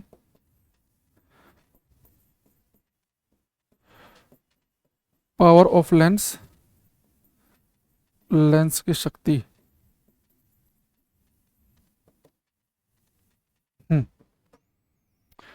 अब इसमें रेफ्रैक्टिव इंडेक्स बेटा ये भी यूनिट लेस है, इसकी कोई यूनिट नहीं है। रेफ्रैक्टिव इंडेक्स को हम लिखते हैं एन से या म्यू से, और इसका फॉर्मूला हम पढ़ेंगे ऑप्टिक्स में कि रेफ्रैक्टिव इंडेक्स होता है लाइट की स्पीड वैक्यूम में अपॉन लाइट की स्पीड मीडियम में। तो रेफ्रैक्टिव इंडेक्स का एक ये रेशियो है स्पीड का, कि प्रकाश की चाल निर्वात में कितनी है बटे प्रकाश की चाल माध्यम में। और ये बड़ा इंपॉर्टेंट भी होता है, पेपर में क्वेश्चन आता है आपके यहाँ कि प्रकाश की चाल बताओ पानी में कितनी है, कांच में कितनी है। तो जिस भी मीडियम में आपको प्रकाश की चाल चाहिए वो आपको मिल जाएगी। सी की वैल्यू फिक्स होती है, प्रकाश की चाल निर्वात में होती है 3 × 10⁸ मीटर पर सेकंड। और जिस मीडियम में आपको प्रकाश की चाल चाहिए उस मीडियम का रेफ्रैक्टिव इंडेक्स अपवर्तनांक पेपर में आपको मिल जाएगा। तो पानी में प्रकाश की चाल चाहिए तो पानी का अपवर्तनांक यहाँ रख देते हैं हम, और पानी प्रकाश की चाल v निकल जाएगी, सी की वैल्यू 3 × 10⁸ रख देंगे। खैर ऑप्टिक्स में पढ़ेंगे हम जब ऑप्टिक्स आएगा। अभी के लिए समझो कि रेफ्रैक्टिव इंडेक्स क्या है, प्रकाश की चाल किसमें, वैक्यूम में अपॉन प्रकाश की चाल मीडियम में। तो निर्वात में प्रकाश की चाल, ये प्रकाश की चाल ऐसे मीटर पर सेकंड बना पाएंगे, नीचे भी प्रकाश की चाल है, ये कट जाएंगे, इसकी कोई यूनिट बनेगी नहीं। यानी कि जो रेफ्रैक्टिव इंडेक्स है यूनिट लेस है, तो जिसकी कोई यूनिट नहीं है तो उसकी कोई डायमेंशन भी नहीं होगी, डायमेंशन लेस। मैग्निफिकेशन भी जो होता है ये इसे लिखते हैं एम से। मैग्निफिकेशन का फॉर्मूला होता है HI/HO, height of image upon height of object, प्रतिबिंब की ऊंचाई बटे वस्तु की ऊंचाई। तो अगर पेपर में कह दे कि कोई दर्पण है वो 2 फुट की वस्तु की इमेज बना रहा है 6 फुट की, तो वस्तु 2 फुट की, इमेज बनी 6 फुट की, तो 6 को 2 से कट करेंगे तो मैग्निफिकेशन कितनी आ जाएगी 3। तो मैग्निफिकेशन निकालने के लिए आप प्रतिबिंब की ऊंचाई बटे वस्तु की ऊंचाई लगाते ही हैं। तो ये भी हमारे पास में क्या है, यूनिटलेस, क्योंकि ये भी हाइट है, ये भी हाइट है, ये भी मीटर में, ये भी मीटर में कट जाएंगे, तो यूनिटलेस तो डायमेंशनलेस। लेंस की पावर जो है इसकी ऐसा यूनिट होती है डायोप्टर। डायोप्टर इसे लिखते हैं हम डी से, और एक डायोप्टर का मतलब होता है 1/मीटर। जो बच्चे हमारे साथ पढ़े हुए हैं वो सारे फॉर्मूले समझ रहे होंगे, बच्चों वाले लग रहे होंगे, जैसे कि सारे फॉर्मूले आते हैं हमें। भाई पावर को हम क्या लिखते हैं 1/फोकल लेंथ, और फोकल लेंथ जो है किस में नापते हैं, मीटर में। तो लेंस की पावर हम किस में नापते हैं, डायोप्टर में। तो एक डायोप्टर किसके बराबर हो गया, 1/मीटर के बराबर। तो मीटर के लिए आप यहाँ पे क्या लिख देंगे एल, तो एल ऊपर जाके हो जाएगा एल की पावर -1, है ना। एक लिखेंगे यहाँ पे हम, थोड़ा स्पीड ज़्यादा तो नहीं हो रही है, शांत, एक थोड़ा गहरी सांस लेते हैं, शांत करते हैं अपने आप को आराम से, कोई तेज ना हो जाए मामला।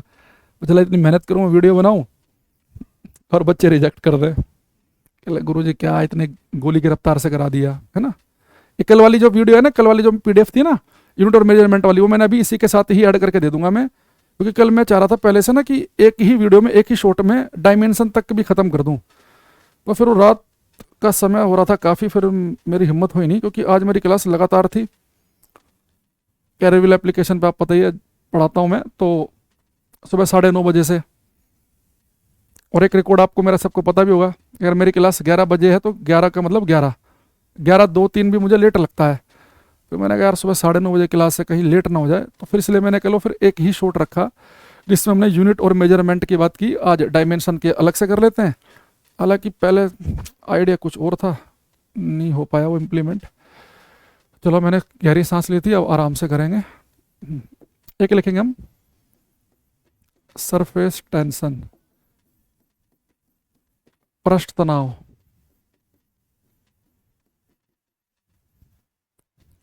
एक होता है सरफेस एनर्जी, पृष्ठ ऊर्जा।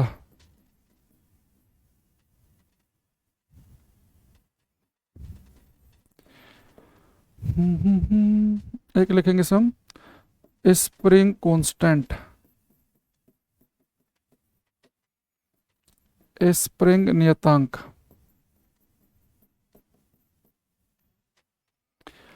बेटा देखो सरफेस टेंशन आप फ्लूइड वाले चैप्टर में अगर आपने पढ़ा हो, हालांकि ये टेक्नीशियन के सिलेबस में और एलपी के टेक सिलेबस में तो नहीं है, बाकी और कॉम्पिटिटिव एग्जाम में तो है ही सिलेबस में, पर लेकिन यूनिट और डायमेंशन तो आपके सिलेबस में है, तो हो सकता है कि इसकी यूनिट या डायमेंशन तो पूछ ही सकता है। तो सरफेस टेंशन आपने पढ़ा होगा फ्लूइड में, जब हमने पढ़ाया क्लास में, एक हर एक किसी लिक्विड की एक टेंडेंसी होती है, किसी द्रव की, तरल की, किसी तरल की, किसी लिक्विड की एक टेंडेंसी होती है कि वो लिक्विड तरल कम से कम एरिया में रहना चाहता है, अपने आप को सिकोड़ के चाहता है कि कम से कम जगह में ही मैं अपने आप को इकट्ठा कर लूँ। तो किसी भी तरल की, किसी भी लिक्विड की टेंडेंसी कि वो अपने आप को सिकोड़ कर कम से कम क्षेत्रफल में रखना चाहता है, उसे हम कहते हैं सरफेस टेंशन, उस टेंडेंसी को। और इस टेंडेंसी की वजह से ही जो वर्षा की बूंदें होती हैं गोलाकार होती हैं। भाई वर्षा की बूंद पानी से बनी है, पानी क्या है तरल, और तरल अपने आप को सिकोड़ना चाहता है चारों तरफ से, तो वर्षा की बूंद जो है अपने आप को चारों तरफ सिकोड़ के गोला बना लेती है, क्योंकि सबसे कम क्षेत्रफल गोले का होता है। अगर वॉल्यूम आयतन समान हो, 2 ml पानी में यहाँ रख दूं, 2 ml यहाँ रख दूं, 2 ml यहाँ पे रख दूं, हर जगह 2-2 ml पानी रख दूं, तो सबसे कम जो जगह घेरेगा, अगर मैं एक बना दूं सिलेंडर बेलन, एक में बना दूं क्यूब घन, और एक में क्या बना दूं आपके सामने स्फीयर गोला, तो सबसे कम क्षेत्रफल गोले का होता है। मेंसुरेशन में क्वेश्चन आता है मैथ से कि अगर आयतन समान हो तो सबसे कम क्षेत्रफल किसका होगा, गोले का। तो टेंडेंसी लिक्विड की कम से कम एरिया में रहना, उसे हम कहते हैं सरफेस टेंशन, पृष्ठ तनाव। इसकी यूनिट होती है न्यूटन पर मीटर। सरफेस एनर्जी, जब बेटा लिक्विड अपने आप को चारों तरफ से सिकोड़ेगा, उसका जो पृष्ठ उस खिंचाव के साथ जो एनर्जी स्टोर कर लेगा, उसे हम कहते हैं सरफेस एनर्जी। ये होता है हमारे पास में जूल पर मीटर स्क्वायर में। एक स्प्रिंग कांस्टेंट होता है के से लिखते हैं इसे हम, और इसकी यूनिट भी होती है न्यूटन पर मीटर। जब स्प्रिंग की हम काइनेटिक स्प्रिंग की हम पोटेंशियल एनर्जी पढ़ते हैं तब वहां पे आता है ये स्प्रिंग कांस्टेंट शब्द। अब इनके आप डायमेंशन निकाल लो, तीनों की सेम दिखेंगे, इसलिए मैंने एक साथ लिखा इन्हें। न्यूटन के लिए m/L⁻², मीटर के लिए L कट गया तो m/², बड़े ब्रैकेट में जरूर लिखना है। जूल के लिए mL²T⁻², मीटर के लिए L, मीटर स्क्वायर के लिए L², तो m/²। न्यूटन के लिए mL⁻², मीटर के लिए L, तो m/²। ठीक है, इन तीनों की सेम है, सरफेस टेंशन, सरफेस एनर्जी और स्प्रिंग कांस्टेंट है ना, इनकी सेम। इन्हें एक साथ लिख लेंगे। एक इससे पहले मैंने, ये तो खैर इस पे स्टार बना देते हैं, जो डायमेंशन लेस है और यूनिट लेस भी है, रेफ्रेक्टिव इंडेक्स और मैग्निफिकेशन डायमेंशन लेस भी और यूनिट लेस भी, स्ट्रेन डायमेंशन लेस भी यूनिट लेस भी, लेकिन एंगल जो है ना उसके यूनिट है, डायमेंशन नहीं है। एक प्रेशर, प्रतिबल, इन सब की सेम थी। अच्छा, एक लिखेंगे बड़ा इंपॉर्टेंट है, इसकी बहुत आती है और में, coefficient of viscosity, coefficient of viscosity, श्यानता गुणांक।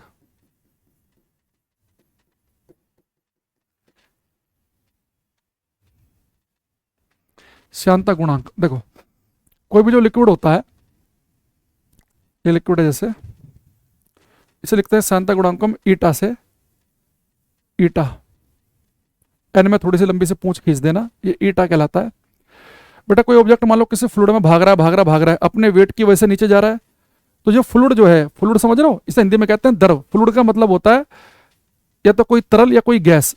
फ्लूइड में दोनों चीजें आती हैं, पानी भी फ्लूइड है और हवाई भी फ्लूइड है। तो जब मैं फ्लूइड कह रहा हूं यानी कि आप तरल की बात भी कर सकते हो, गैस की बात भी कर सकते हो। तो जब ये कोई लोहे का गोला, अपने एक गोला छोड़ा किसी भी फ्लूइड में, पानी में या गैस में, लगातार नीचे को भाग रहा है, तो इस फ्लूइड की लेयर भी इसके ऊपर एक फोर्स लगा रही होंगी, उसे हम कहते हैं विस्कस फोर्स, उसे हम कहते हैं श्यान बल। और ये श्यान बल होता है 6 ईटा RV के बराबर। यहाँ पे ईटा क्या है? श्यानता गुणांक, यानी कि जो तरल लिया आपने या जो आपने गैस ली है, वो कितना गाढ़ापन है उसके अंदर। वो ज्यादा गाढ़ा होगा, इजिली फ्लो ना करता हो, जैसे शहद छोड़ दो इजिली फ्लो नहीं करेगा, वहीं के वहीं इकट्ठा हो जाएगा शहद, हनी, तो उसका कोफिशिएंट ऑफ विस्कोसिटी, श्यानता गुणांक कम आएगा। जो इजिली फ्लो कर जाता है जैसे कि पानी, तो उसका ज्यादा आएगा। तो जो चीजें इजिली फ्लो करती हैं, इजिली बह जाती हैं, उनका ज्यादा आता है। जो इजिली फ्लो नहीं करती हैं उनका कम आता है। ठीक है, अब इसका मुझे ईटा निकालना। ईटा क्या गया मेरे पास में? FV/6πRV। ठीक,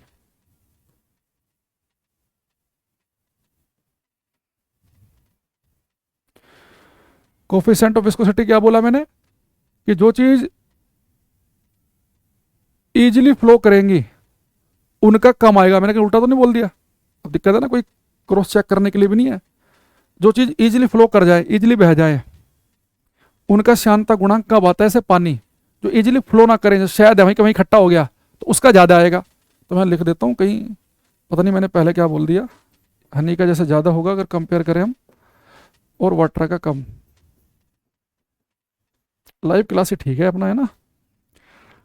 अब यहां पे देखना, जो मेरे पास ईटा आया, ये क्या है बेटा? विस्कस फोर्स, श्यान बल, नीचे लिखा है 6πRV। ठीक, अब फोर्स को आपको पता न्यूटन में नापते हैं, 6π तो कांस्टेंट है, रेडियस को नापते हैं मीटर में, स्पीड किस में नापते हैं? ये v क्या यहाँ पे स्पीड है इस ऑब्जेक्ट की जो भागते हुए नीचे जा रहा है, मीटर पर सेकंड में। सेकंड पहुंच गया ऊपर तो बन गया newton second upon metre square.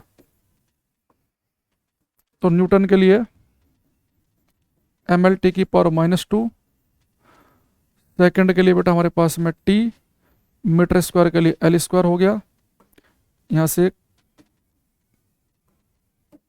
एक पावर कट जाएगी, ये ऊपर जाएगा तो बन जाएगा m, एक पावर जो बचेगी ऊपर माइनस, L⁻⁻1, t⁻2 +1, तो t⁻⁻1।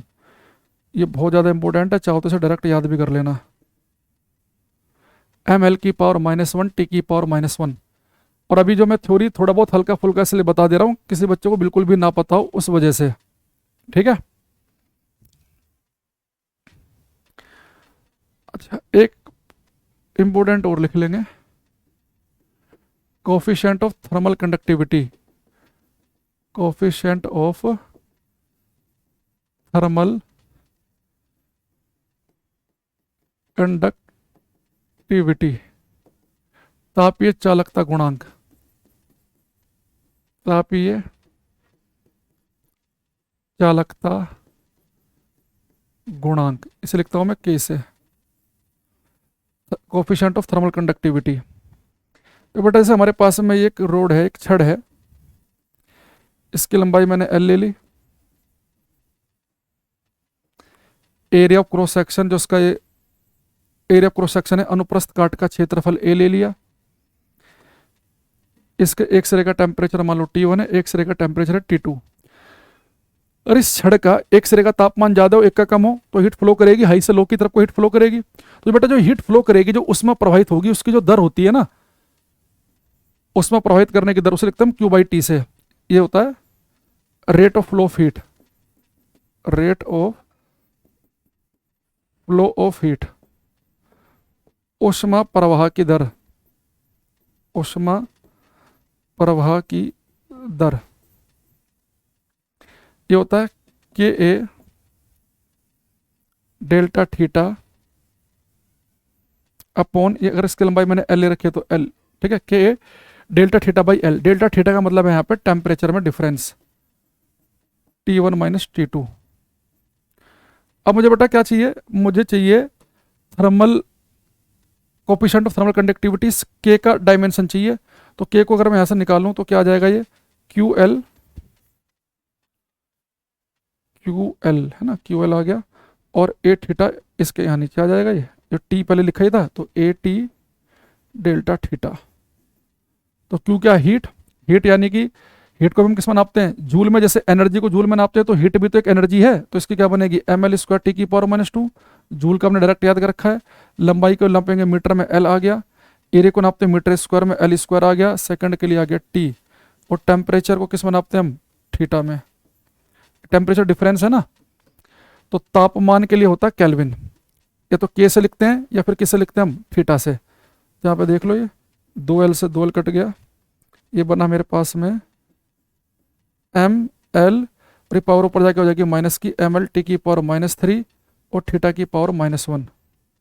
ये हो गया मेरे पास में ML T⁻³ थीटा की पावर -1 के बराबर, ठीक है। ये कोफिशिएंट ऑफ थर्मल कंडक्टिविटी है। इससे मैंने इस वाले फॉर्मूले से कई न्यूमेरिकल भी करा रखे हैं, जो रेलवे का मैंने प्रैक्टिस सेट शुरू किया था ना, ALP टेक्नीशियन वाला, उसमें प्रैक्टिस सेट नंबर 4-5 में आपको इसके कई न्यूमेरिकल भी मिलेंगे। अभी खैर हम यहाँ पे केवल डायमेंशन पे हमारा फोकस है, तो इसलिए इसका डायमेंशन लिखी मैंने अभी, ठीक। अब इलेक्ट्रिसिटी से जुड़ी चीज़ों की डायमेंशन अभी मैंने छोड़ दी है, उससे हम PDF के साथ में करेंगे। तो अभी सबसे पहले ये सारी की सारी जो डायमेंशन है, इनमें सबसे पहले बेसिक देखो क्या है हमारा, कि हम सबसे पहले सारी की सारी जो फंडामेंटल क्वांटिटीज है हमारे पास, फिजिकल क्वांटिटी फंडामेंटल 7 मूलभूत राशियां जो हमने पहली क्लास में पढ़ी थी, उनके मात्रक लिखे, उनसे आगे डायमेंशनल फॉर्मूला उनका। और फिर मैंने कहा कि हम इसी की हेल्प से किसी की भी डायमेंशन निकाल सकते हैं। तो जिसकी भी डायमेंशन आपको निकालनी हो, जिसकी भी, तो मैंने कहा कि पहले उसकी यूनिट लिखो, मीटर की जगह L लिखेंगे, मीटर की जगह L, मीटर की जगह L, सेकंड की जगह T, मीटर की जगह L, सेकंड की जगह T, मीटर की जगह L, सेकंड की जगह T, सेकंड स्क्वायर तो T का स्क्वायर हो गया। तो ये सब डायमेंशन आ गई ईजी सी। फिर मोमेंटम के अगर यूनिट डायरेक्ट याद नहीं है आपको कि किलोग्राम मीटर पर सेकंड होता है, तो मोमेंटम के फॉर्मूले से निकाल लो। ऐसे ही इंपल्स की भी यूनिट क्या होती है, न्यूटन सेकंड या किलोग्राम मीटर पर सेकंड, तो यहाँ से निकल गई। यूनिवर्सल ग्रेविटेशनल कांस्टेंट का मात्रक पता है, तो इसके डायमेंशन भी आ गई। एंगल हम पहले ही पढ़ चुके हैं कि ये डायमेंशन लेस है, यूनिट लेस है। एंगुलर स्पीड आ गया, तो मैंने कहा था कि स्पीड नापते हैं मीटर पर सेकंड में, एंगुलर में मीटर की जगह रेडियन ले आते हैं, तो रेडियन पर सेकंड, ठीक है। अच्छा, एंगल जो है इसके डायमेंशन नहीं है, ध्यान रखना, पर इसकी यूनिट है रेडियन। दूसरा, फोर्स का मैंने कहा कि न्यूटन में नापते हैं। एक साइंटिस्ट का नाम आ जाए तो फिर आप फॉर्मूले की हेल्प ले लो। 1 न्यूटन किसके बराबर होता है, किलोग्राम मीटर पर सेकंड स्क्वायर के, इसे डायरेक्ट याद कर लेंगे। फिर ऐसे ही एंगुलर एक्सेलरेशन आया, मीटर पर सेकंड स्क्वायर की जगह रेडियन पर सेकंड स्क्वायर आ गया। वर्क जूल है, डायरेक्ट याद करने के लिए कहा था मैंने। एनर्जी और टॉर्क, इन तीनों की सेम बनेगी। ऐसे mechanical power, area, volume, density, pressure, moment of inertia, angular momentum, Planck constant, Boltzmann constant, universal gas constant, frequency, strain, stress, modulus of plasticity, इन तीनों का प्रेशर इन तीनों का सेम है, ये ध्यान रखेंगे। Refractive index, magnification, power of lens, surface tension, surface energy, सबकी हमने निकाल ली। कोफिशिएंट विस्कोसिटी बहुत इंपॉर्टेंट है। एक ये लास्ट वाला भी आपको ध्यान रखना है, ये भी इंपॉर्टेंट है, ठीक है। अच्छा, दूसरी चीज, एक इसमें जैसे एक क्वेश्चन आ जाए, प्रेशर ग्रेडियंट, प्रेशर ग्रेडियंट, दाब प्रवणता। बेटा जब भी आप ग्रेडियंट सब दिखे ना आपको, जब प्रेशर ग्रेडियंट दिखे, एनर्जी ग्रेडियंट दिखे, टेम्परेचर ग्रेडियंट दिखे, तो इसका मतलब ये होता है कि भाई प्रेशर के साथ लिखा ग्रेडियंट, यानी कि प्रेशर में कितना चेंज आ रहा है डिस्टेंस के साथ। इसका मतलब ये होता है कि दाब में कितना चेंज आ रहा है, किसके साथ में, पर यूनिट डिस्टेंस के साथ, एकांक दूरी के साथ प्रेशर में कितना चेंज आ रहा है। ऐसे अगर यहाँ पे टेम्परेचर ग्रेडियंट होता तो मैं लिखता कि तापमान में कितना चेंज आ रहा है, नीचे एक्स। तो मान लो कि यहाँ पे मान लो कि प्रेशर था P1, यहाँ हो गया प्रेशर P2, तो प्रेशर में कितना चेंज आया इस x दूरी में, ये है। ऐसे अगर यहाँ पे लिख देता है वो एनर्जी ग्रेडियंट, तो एनर्जी में कितना चेंज आया, नीचे में x लिख देता कि मान लो यहाँ पे एनर्जी E1 है और x दूरी के बाद एनर्जी E2 है। तो बस आपको ग्रेडियंट जब भी आए तो यानी कि आपको डिस्टेंस से डिवाइड करना है, उस वैल्यू को ये ध्यान रखेंगे। तो प्रेशर का बेटा मैंने डायमेंशन आपको डायरेक्ट निकलवाई थी, ml की पावर -1 t की पावर -2, मैं डायरेक्ट उठा लेता हूँ, यहाँ दिखा देता हूँ आपको मैं।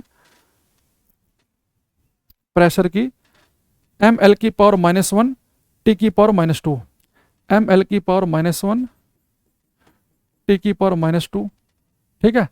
और डिस्टेंस की क्या होती है, मीटर में नापते हैं, तो ये l ऊपर चला जाएगा तो ये बन जाएगी ml की पावर -2 t की पावर -2, तो ये आ जाएगी इसकी। ऐसे किसी का भी ग्रेडियंट निकाल सकते हैं आप, जैसे पेपर में आ जाएगी, आपसे पूछ ले कि एनर्जी ग्रेडियंट बताओ, ऊर्जा प्रवणता ग्रेडियंट, ऊर्जा प्रवणता, तो एनर्जी में कितना चेंज अपॉन डिस्टेंस x। तो एनर्जी का क्या किया था हमने, ml² t की पावर -2, और इसके लिए मैंने बताया था कि l, क्योंकि डिस्टेंस के लिए l होता है, तो क्या बन जाएगा ये ml t की पावर -2 आ जाएगा। यानी एनर्जी ग्रेडियंट जो है इसके डायमेंशन किससे मैच कर रही है, फोर्स के डायमेंशन से मैच कर रही है, ये भी ध्यान रख लेना, किससे मैच कर गई है, फोर्स की से, ठीक है। ये ऐसे आप ग्रेडियंट वाला भी निकाल सकते हैं। और कोई अगर रह गई हो तो चलो धीरे धीरे आ ही जाएंगी। हाँ, अब हम करते हैं। अब तो जो मैंने आपको डायमेंशन बताई, ये बहुत बच्चों को निकालनी आती हैं, क्योंकि ज़्यादातर बच्चे जिनका ठीक ठाक साइंस होता है, और अगर आपको ग्रेड 3 में 40 नंबर लेके आने साइंस में, तो ये मान के चलो कि 18-20 क्वेश्चन फिजिक्स के मान लो उनमें कम से कम, तो आपसे यूनिट भी पूछेगा, डायमेंशनल फॉर्मूला भी पूछेगा, तो आपको आना चाहिए। और यूनिट और डायमेंशन तो आप तभी निकालोगे ना जितने हमने क्वांटिटी लिखी, तो इन सबको भी आपने पढ़ा होगा, ये भी हमारे सिलेबस में है, तो यानी कि सबके बारे में क्लियरिटी आपको होनी जरूरी है। लेकिन अब देखो पूछता क्या है, थोड़ा सा अगर हम आगे चलें, अब यहाँ जाओ, कुछ अब इस तरह के सवाल जो हमें दिखते हैं, इनमें बहुत सारे बच्चे फंस जाते हैं। इसमें लिखा है the equation of state of some gases can be expressed P + A / v² v - v = RT। कुछ गैसों की अवस्था का समीकरण ऐसे के रूप में व्यक्त किया जाता है जहां P दाब है, V आयतन है, T परम तापमान है, A B R स्थिरांक है, तो A का V में सूत्र बताइए। हमें बेटा उसने इक्वेशन लिख दी, और आप सभी जानते होंगे वैन डर वाल गैस इक्वेशन है, ये वास्तविक गैसों के लिए होती है, रियल गैसों के लिए। जब पढ़ते हैं ना PV = nRT, ये होती है आइडियल गैस, आदर्श गैस के लिए, ये पढ़ाया हुआ मैंने आपको हीट चैप्टर में। P + A / v² v - v = RT। अभी हमारे से कह रहा है कि जो A है, आपको बताना A का V में सूत्र, तो बेटा एक प्रिंसिपल ऑफ होमोजिनिटी होता है। प्रिंसिपल ऑफ होमोजिनिटी क्या कहता है, जैसे मान लो मैंने यहाँ पर A = लिखा B + C, तो ये कहता है कि भैया अगर आपने B और C को आपस में जोड़ा है ना, तो दो बिल्कुल एक जैसी चीजें ही आपस में जुड़ सकती हैं, आप मीटर में सेकंड नहीं जोड़ सकते। अगर ये B मीटर है तो C भी मीटर में होना चाहिए। आप ये कर सकते हैं कि 3 मीटर + 5 मीटर कर सकते हैं। अगर मीटर में मीटर जोड़ेंगे तो फाइनली मीटर आएगा, तो इधर भी मीटर होना चाहिए। यानी कि जो डायमेंशन इस B की है, अगर इसमें कोई चीज जुड़ रही है, वही डायमेंशन इस जो डायमेंशन B की है, वही डायमेंशन C की भी होनी चाहिए, अगर ये आपस में जुड़ रहे हैं। और जो इनका रिजल्टेंट आएगा फिर उसके डायमेंशन भी वही होनी चाहिए। अगर ऐसे घट रहे हो ये तो सेम चीज़ें आपस में घटा सकते हैं आप। जो डायमेंशन बी की होगी वही सी की डायमेंशन होगी, सेम चीज़ घटेंगी। मीटर में से मीटर घटेगा, इधर भी मीटर ही आएगा। तो यहाँ पे एक चीज़ देखना, ये P plus a upon v square लिखा हुआ है, इसका मतलब ये है कि जो P की डायमेंशन होगी वही ए अपॉन वी स्क्वायर की होगी, according to principle of homogeneity. Homogeneous माहौल होना चाहिए, समांगता, एक जैसा। तो अगर ये दाब का जो वीमा होगी वही ए अपॉन वी स्क्वायर की भी बनेगी। अच्छा अभी थोड़ा सा शांत हो जाते हैं क्योंकि हल्का स्पीड रखते हैं। तो अगर मैं आपसे बोलूं कि भाई इसे मिटा देते हैं एक बार, इस इक्वेशन में अगर ये बेटा v क्या लिखा है, उसने बता रखा है v है आयतन वॉल्यूम। अगर v में से b घट रहा है, कि जो डायमेंशनल फॉर्मूला, जो डायमेंशन इसकी होगी वॉल्यूम की, आयतन की, वही 100% होनी चाहिए b की भी, क्योंकि घट रहे हैं आपस में, एक ही टाइप की चीज घट सकती है आपस में, ये जुड़ रही है तो इनका सेम होगा। तो मुझे केवल a के बारे में जिक्र करना है, तो मैं ऐसे उठा लेता हूं कि जो p का डायमेंशनल फॉर्मूला होगा वही किसका होगा, a अपॉन वी स्क्वायर का भी होगा। तो प्रेशर का तो हमें पता ही है अभी, m L की पावर -1 T की पावर -2, पीछे हमने अभी यूज किया था। A का हमें निकालना है। वॉल्यूम को हम नापते हैं मीटर क्यूब में, तो मीटर क्यूब के लिए बेटा क्या हो गया, मीटर के लिए L, तो L क्यूब, लेकिन V का स्क्वायर भी है तो एक बार स्क्वायर और आ जाएगा। समझ गए बात को? भाई जो वॉल्यूम है, वॉल्यूम को नापते हैं हम मीटर क्यूब में, मीटर के लिए L तो L क्यूब, लेकिन यहाँ तो वॉल्यूम का स्क्वायर भी तो है। अच्छा इसे यहाँ ले जाओ, तो m L की पावर -1 T की पावर -2 और ये हो जाएगा L की पावर 6 A, तो पावर 6 -1 तो हो जाएगा m L की पावर -1 T की पावर -2, तो डायमेंशन आ गई A की।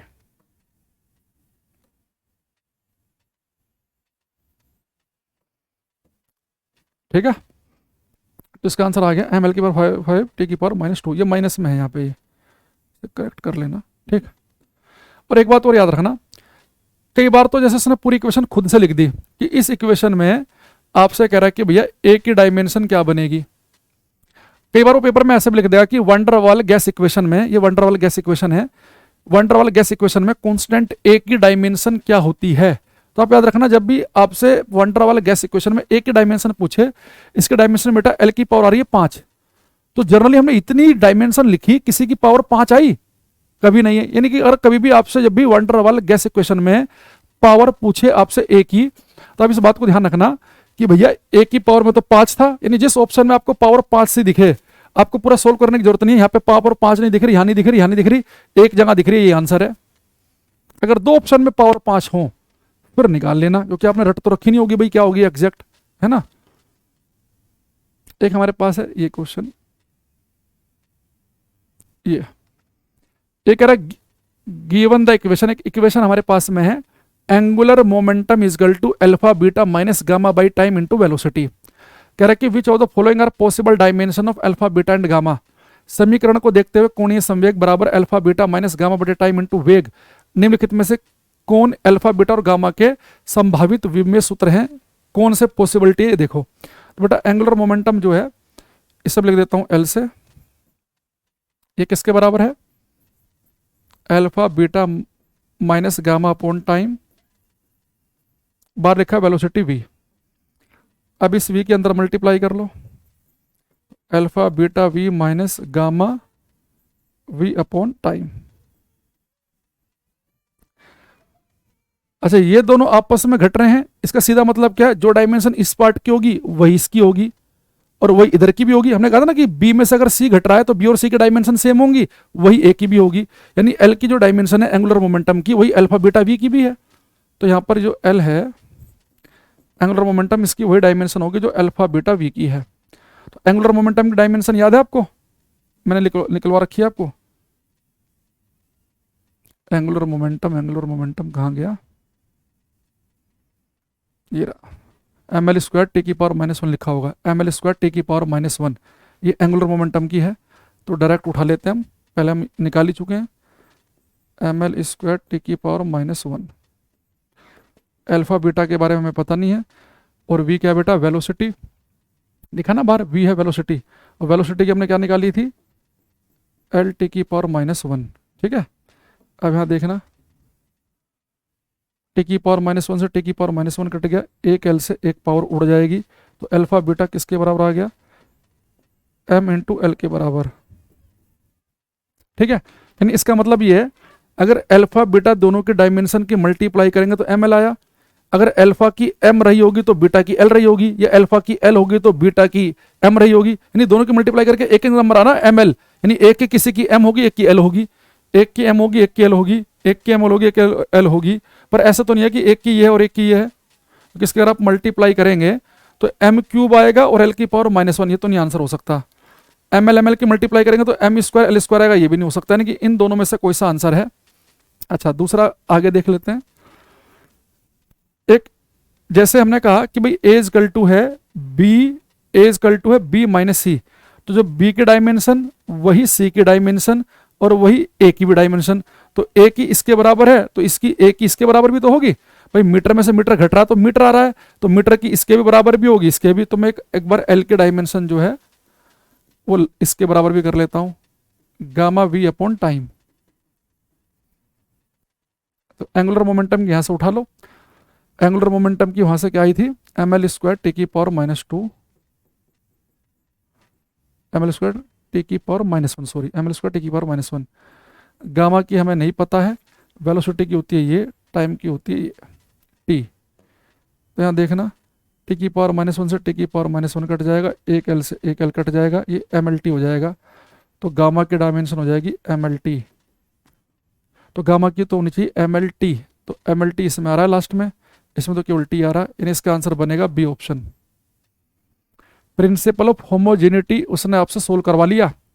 याद रखना, अगर कभी ऐसा मेरे पास हो कि ए इजकल टू बी प्लस सी, तो जो डायमेंशन ए की है वही बी की भी होगी, जो डायमेंशन ए की है वही सी की भी होगी, जो बी की है वही सी की भी होगी। भाई दोनों आपस में जुड़ रहे हैं तो मीटर में मीटर ही जुड़ सकता है, इन दोनों की डायमेंशन तो सेम होनी है। अगर इधर जुड़ के मीटर आया तो इधर भी मीटर आएगा, यानी कि जो ए की है वो बी की भी है, जो ए की है वो सी की भी है। अगले क्वेश्चन पे आते हैं। Planck constant has the dimension of, तो ये मैंने आपको लिखवा रखा कि अभी पीछे हमने लिखवाया था कि प्लांक कांस्टेंट की डायमेंशन एंगुलर मोमेंटम की डायमेंशन से मैच करती है, ये कई बार पेपर में पूछ लिया है। Dimensional formula of gas constant, तो गैस कांस्टेंट का मैंने आपको लिखवाया था कि गैस कांस्टेंट आर को हम की वैल्यू होती है 8.314 जूल पर मोल केल्विन। तो इसने मोल का जिक्र नहीं कर रखा तो हम भी मोल का नहीं कर रहे, तो जूल की क्या होती है एम एल स्क्वायर टी की पावर -2, केल्विन के लिए लिखते हैं हम थीटा, थीटा ऊपर जाएगा तो ये हो जाएगा एम एल स्क्वायर टी की पावर -2 थीटा की पावर -1, तो इसकी हो जाएगी D. Dimension of heat capacity, देखो हीट कैपेसिटी को हम लिखते हैं कैपिटल सी से, हीट कैपेसिटी होती है स्मॉल एम स्मॉल सी। यहाँ पे स्मॉल एम जो है मास है, इसे हम नापेंगे किलोग्राम में, और जो स्मॉल सी है ये होता है स्पेसिफिक हीट कैपेसिटी, विशिष्ट ऊष्मा क्षमता, स्पेसिफिक हीट कैपेसिटी, विशिष्ट ऊष्मा क्षमता।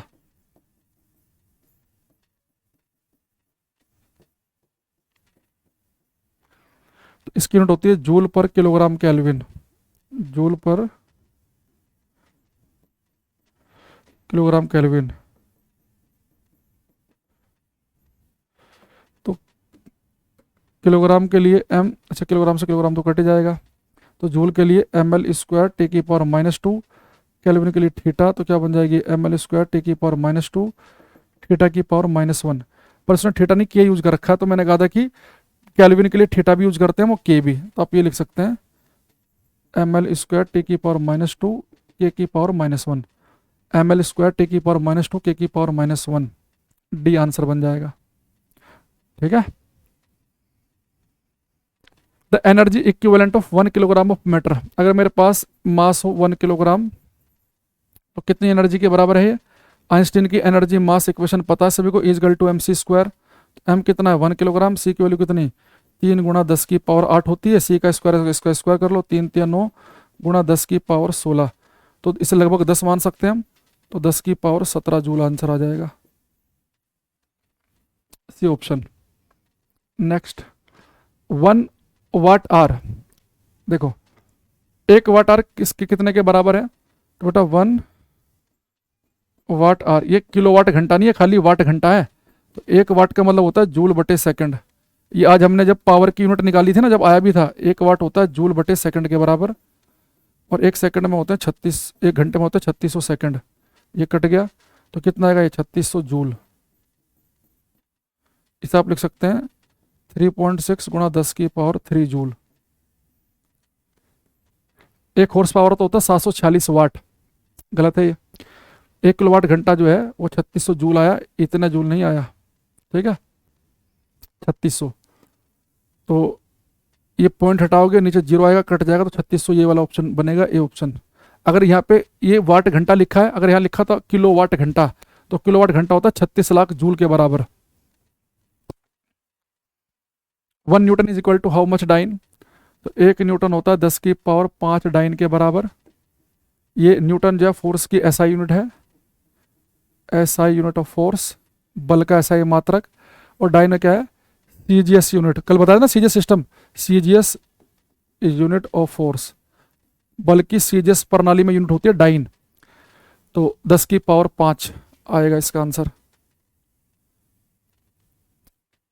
ऐसा क्वेश्चन अगर आ जाए पेपर में, if area A, velocity V, density rho are taken as fundamental units, what will be dimensional formula for force? यदि क्षेत्रफल ए, वेग वी और घनत्व रो को मौलिक इकाइयों के रूप में लिया जाता है तो बल के लिए विमेय सूत्र क्या होगा?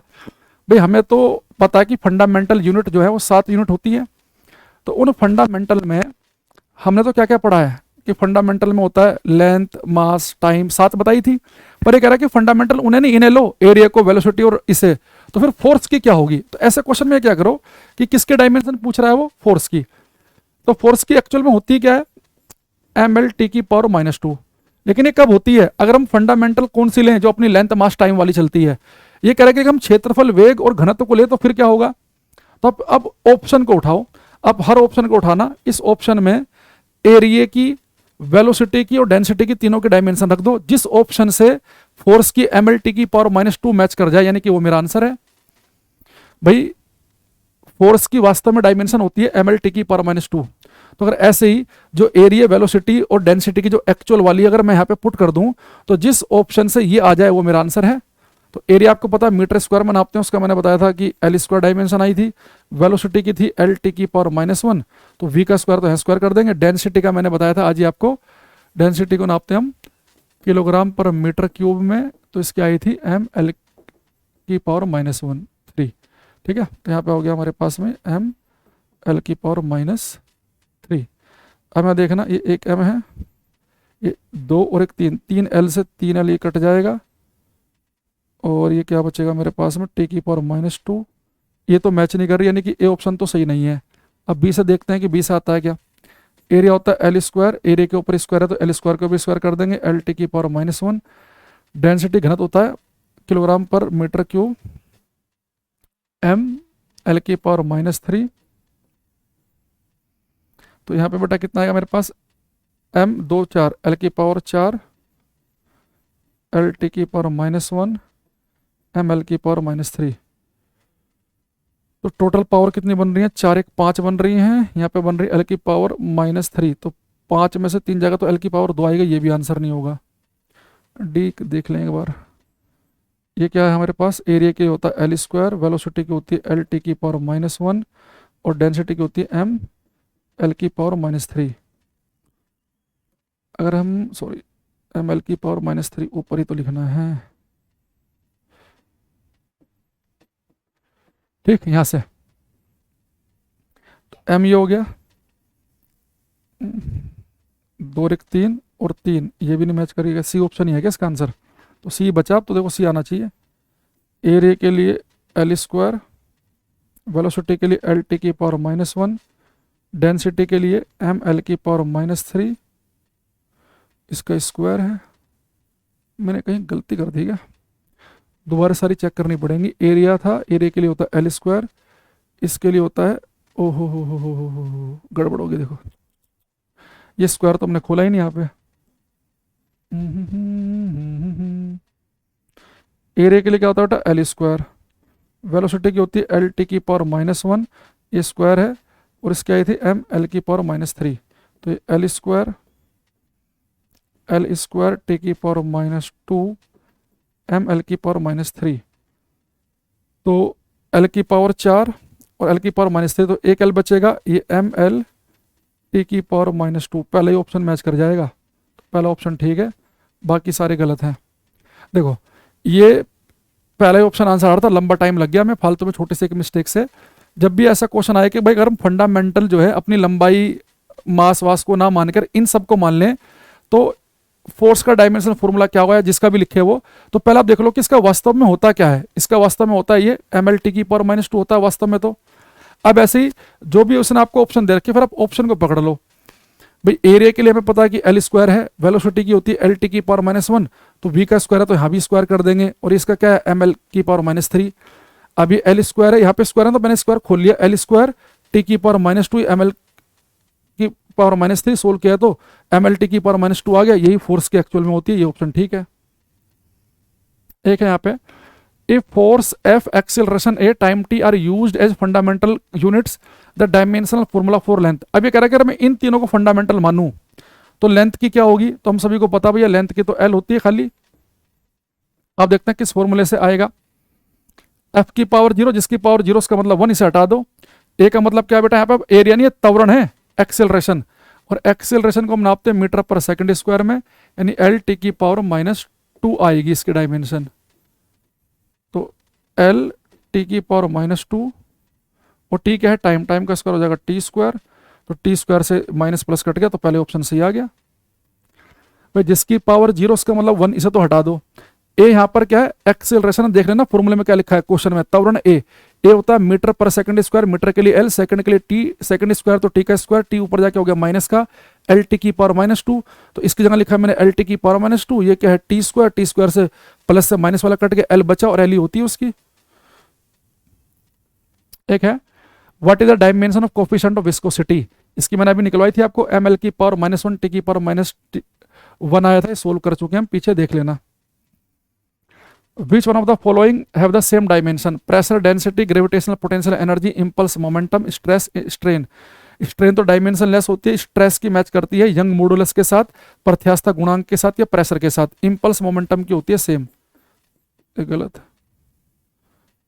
अगला, the ratio of dimension of Planck constant and that of moment of inertia is the dimension of. कह रहा है कि प्लांक कांस्टेंट और मोमेंट ऑफ इनर्शिया को लिखते हैं आई से, इनके डायमेंशन का रेशियो क्या बनेगा। तो प्लांक कांस्टेंट का बेटा वैल्यू होती है 6.6 गुणा 10 की पावर -34 जूल सेकंड, और इसका क्या बताया था मैंने, आई इक्वल टू होता है mr square kilogram metre square. तो अब निकालो डायमेंशन, जूल के लिए ml स्क्वायर टी की पावर -2, सेकंड के लिए टी, किलोग्राम के लिए m, मीटर के लिए l, मीटर का स्क्वायर तो l का भी स्क्वायर। अब यहाँ देखना, l स्क्वायर से l स्क्वायर कट गया, m से m कट गया, t की पावर -2 और t, तो t की पावर -1। ये किसकी आई थी, फ्रीक्वेंसी की और एंगुलर स्पीड की। क्या लिखा है यहाँ पे, फ्रीक्वेंसी आवृत्ति, तो ये आंसर हो गया। फिर वही क्वेश्चन आ गया, अगर फोर्स, वेलोसिटी, टाइम को अगर फंडामेंटल मान लें मास, लेंथ और टाइम के बजाय, तो डायमेंशन क्या होगी लीनियर मोमेंटम की। तो लीनियर मोमेंटम की डायमेंशन एक्चुअल में क्या होती है, एम एल टी की पावर -1 होती है। तो देखते हैं किस फॉर्मूले से एम एल टी की पावर -1 आ जाएगा। तो एफ क्या है, फोर्स, फोर्स की एक्चुअल में क्या होती है एम एल टी की पावर -2, वेलोसिटी की होती है एल टी की पावर -1, और ये टी की पावर -1 लिखा ही है, तो ये तो नहीं बनेगा ना, टी की पावर -2 और टी की पावर -2, टी की पावर -4, ये तो नहीं है आंसर। बी को देखते हैं, एम एल टी की पावर -2 और इसके लिए टाइम के लिए टी, तो हो गया एम एल टी की पावर -1, ये बी वाला मैच कर गया। और इस तरह के क्वेश्चन के समझ गए ना माहौल, कि जिसकी पूछ रहा है अगर वो कह रहा है कि हम फंडामेंटल इन्हें माने, तो जिसकी पूछे पहले उसकी एक्चुअल वाली लिख लो, है ना, और फिर उसके बाद में आपको क्या करना है, जो ऑप्शन उठाओ, जो एक्चुअल वाली है पुट कर दो, और जो मैच कर जाएगी वो आंसर है। Dimensional formula for latent heat. अच्छा, लेटेंट हीट मैंने आपको नहीं बताया, लेटेंट हीट जो है इसकी यूनिट होती है, ऐसा यूनिट की बात अगर हम करें, जूल पर केजी। हालांकि इसकी एक और फेमस यूनिट भी है, कैलोरी पर ग्राम, पर इंटरनेशनल सिस्टम में यूनिट होती है इसकी जूल पर केजी। तो ये होता है एम एल स्क्वायर टी की पावर -2 kg के लिए m, तो बन जाएगी एल स्क्वायर टी की power minus two. Latent heat की भाई आती है पेपर में, एल स्क्वायर टी की पावर माइनस टू, तो m 0 यानी 1, तो ये आंसर आ गया। ये कह रहा है कि the distance x travel by an object in time t is given by x equal to a plus B T square by A the dimension of A and B. तो यानी कि जब भी ऐसा क्वेश्चन आए तो समझ जाओ कि प्रिंसिपल ऑफ होमोजेनिटी लगेगा, जो डायमेंशन ए की वही बी टी स्क्वायर अपॉन ए की, या जो x की वही ए की। तो देखो जो x की डायमेंशन होगी वही ए की भी होगी। x क्या है, डिस्टेंस चली गई, तो डिस्टेंस की क्या होती है l, तो a की तो डायमेंशन l के बराबर आ गई, a की तो आ गई l के बराबर। तो ये और ये तो आंसर नहीं है, या तो ये है या फिर ये है। अब इधर आ जाओ, जो x की होगी वो a की है, जो x की हो वो इसकी भी होगी, बी टी स्क्वायर बाई ए के। तो x की कितनी है l, b की निकालनी है टाइम की होती है टी स्क्वायर, a की निकाल चुके हम l है, तो इधर आ जाएगा L square equal to B T की पावर टू, इधर जाके पावर हो जाएगी माइनस की, तो हो जाएगा एल स्क्वायर टी की power minus two, L square T की पावर माइनस टू। तो ये आंसर आ गया है ना। अगले बात है physical quantity which have same unit. Same unit किसकी है इनमें, प्रेशर और स्ट्रेस और मॉडुलस की तीनों की सेम होती है, तो ये आंसर सही है। Relation between mu naught epsilon note and velocity of light in vacuum. देखो वैक्यूम में जो लाइट की स्पीड होती है ना c, ये बराबर होती है 1/√μ नोट एप्सिलॉन नोट के। ये इलेक्ट्रिसिटी मैग्नेटिज्म में आएंगी चीजें, तो 1/μ नोट एप्सिलॉन नोट के, तो यहाँ पे c का स्क्वायर लिख रखा है, तो हो जाएगा c स्क्वायर हो जाएगा 1/μ नोट एप्सिलॉन नोट के। तो इस अगर मैं इधर ले जाऊंगा तो ये नीचे आ जाएगा, तो डी ऑप्शन आंसर बन जाएगा। Dimension of 1/μ nought epsilon nought. देखो अब अगर ये डायरेक्ट पेपर में आ जाए 1/μ नोट एप्सिलॉन नोट के डायमेंशन निकालो, तो पसीना आ जाएंगे बच्चों को। वो एप्सिलॉन नोट का एक वैल्यू होती है, वो उससे वहाँ डायमेंशन निकालेंगे, एप्सिलॉन नोट की अलग, म्यू नोट की अलग निकालेंगे। अभी मैंने एक रिलेशन बताया आपको छोटा सा कि सी क्या होता है, प्रकाश की चाल जो होती है वैक्यूम में, इसका फॉर्मूला होता है 1/μ नोट एप्सिलॉन नोट। तो मुझे क्या करना है, मैं सी स्क्वायर कर दूंगा तो क्या आ जाएगा 1/μ नोट एप्सिलॉन नोट। तो मुझे इस पूरे की डायमेंशन बतानी है 1/μ नोट एप्सिलॉन नोट की, तो किसके बराबर है, सी स्क्वायर के। सी क्या है, लाइट की स्पीड, और लाइट की स्पीड का क्या होता है एल टी की पावर -1। भाई स्पीड तो मीटर पर सेकंड बनाते हैं ना, एल टी की पावर -1, इसका स्क्वायर कर दो, तो ये क्या आ गया, एल स्क्वायर टी की पावर -2 आ गया। तो बड़ा आसान आया, एल स्क्वायर टी की पावर -2, बी ऑप्शन बन गया। तो इसलिए मैंने पहले ये रिलेशन इसलिए रखा है यहाँ पे, ताकि आपको पता रहे कि भाई सी इसके बराबर है तो सी स्क्वायर इसके बराबर है, और सी क्या है यहाँ पे, लाइट की वेलोसिटी वैक्यूम में है। तो वेलोसिटी को हम किस में नापते हैं, मीटर पर सेकंड के अंदर नापते हैं, तो उसकी डायमेंशन आई थी एल टी की पावर -1, सी का स्क्वायर है तो वहां भी स्क्वायर कर दिया। कह रहा है कि formula volt into charge upon time, यानी कि वोल्ट के लिए V, चार्ज के लिए Q, टाइम के लिए T, ये किसके इक्विवेलेंट है। तो formula volt into charge upon time है ना। अब देखो बेटा, अगर आपने इलेक्ट्रिसिटी पढ़ रखा है तो चार्ज अपॉन टाइम Q/T, ये करंट होता है ये, तो हो गया VI, और VI होता है फॉर्मूला पावर का, तो पावर के लिए है ये, इलेक्ट्रिसिटी में पढ़ा देंगे आपको ये। फिर से देखो आ गया, the van der Waals equation of state is given by this and this. तो आपको A/V² की यूनिट बतानी है। देखो A/V² की, तो अगर बेटा A/V² P में जुड़ा है, तो जो P की यूनिट होगी वही A/V² की भी होगी। यूनिट ऑफ P किसके बराबर होगी, यूनिट ऑफ A/V² के। तो प्रेशर की यूनिट क्या होती है, ऐसा यूनिट होती है पास्कल, तो पास्कल हमारा आंसर। लेकिन पास्कल में ऑप्शन नहीं दे रखा उसने, ये डाइन सेंटीमीटर ऐसे कुछ दे रखा है। तो बेटा 1 पास्कल का मतलब मैंने आपको बताया था कि 1 पास्कल होता है न्यूटन पर मीटर स्क्वायर के बराबर, न्यूटन पर मीटर स्क्वायर के बराबर होता है 1 पास्कल। अब यहाँ पे हमें न्यूटन की जगह यूज करना है डाइन, तो कर लो भाई। तो 1 न्यूटन में होते हैं 10 की पावर 5 डाइन, और 1 मीटर में होते हैं 100 सेंटीमीटर। कल गलत लिख दिया था ना हमने, तो आप ध्यान रखेंगे 1 मीटर 100 सेंटीमीटर, तो 100 सेंटीमीटर, ठीक। तो 10 की पावर 5 नीचे 10 की पावर 4, ये डाइन सेंटीमीटर स्क्वायर। तो इसकी यूनिट क्या बनेगी, डाइन सेंटीमीटर पर सेकंड स्क्वायर। सही कर रहे हैं ना। A/V² की निकालनी है, तो होगी P के बराबर, और यूनिट ऑफ P क्या है, प्रेशर की यूनिट होती है पास्कल, और पास्कल नहीं दे रखा तो 1 पास्कल होता है न्यूटन पर मीटर स्क्वायर के। न्यूटन की जगह मैं यहाँ पर डाइन लिख दूंगा, और यहाँ पे मीटर की जगह सेंटीमीटर यूज करेंगे, तो डाइन सेंटीमीटर स्क्वायर आएगी यूनिट, ठीक है, डाइन पर सेंटीमीटर स्क्वायर, सी ऑप्शन है इसका सही। अगले पे आते हैं, the dimension of constant A in van der Waals equation. तो मैंने आपको कहा था वंडरवाल इक्वेशन में जो ए है उसकी में एल की पावर 5 आती है, किस ऑप्शन में एल की पावर 5 है, यही हमारा आंसर है। Planck constant has the same dimension, Planck constant के डायमेंशन मैच करती है एंगुलर मोमेंटम से, वो तो दे नहीं रखा। अच्छा, प्लांक कांस्टेंट की क्या आई थी भाई डायमेंशन हमारे पास, प्लांक कांस्टेंट की यूनिट होती है जूल सेकंड, तो जूल के लिए एम एल स्क्वायर टी की पावर -2, सेकंड के लिए टी, तो ये बन गया एम एल स्क्वायर टी की पावर -1, है ना।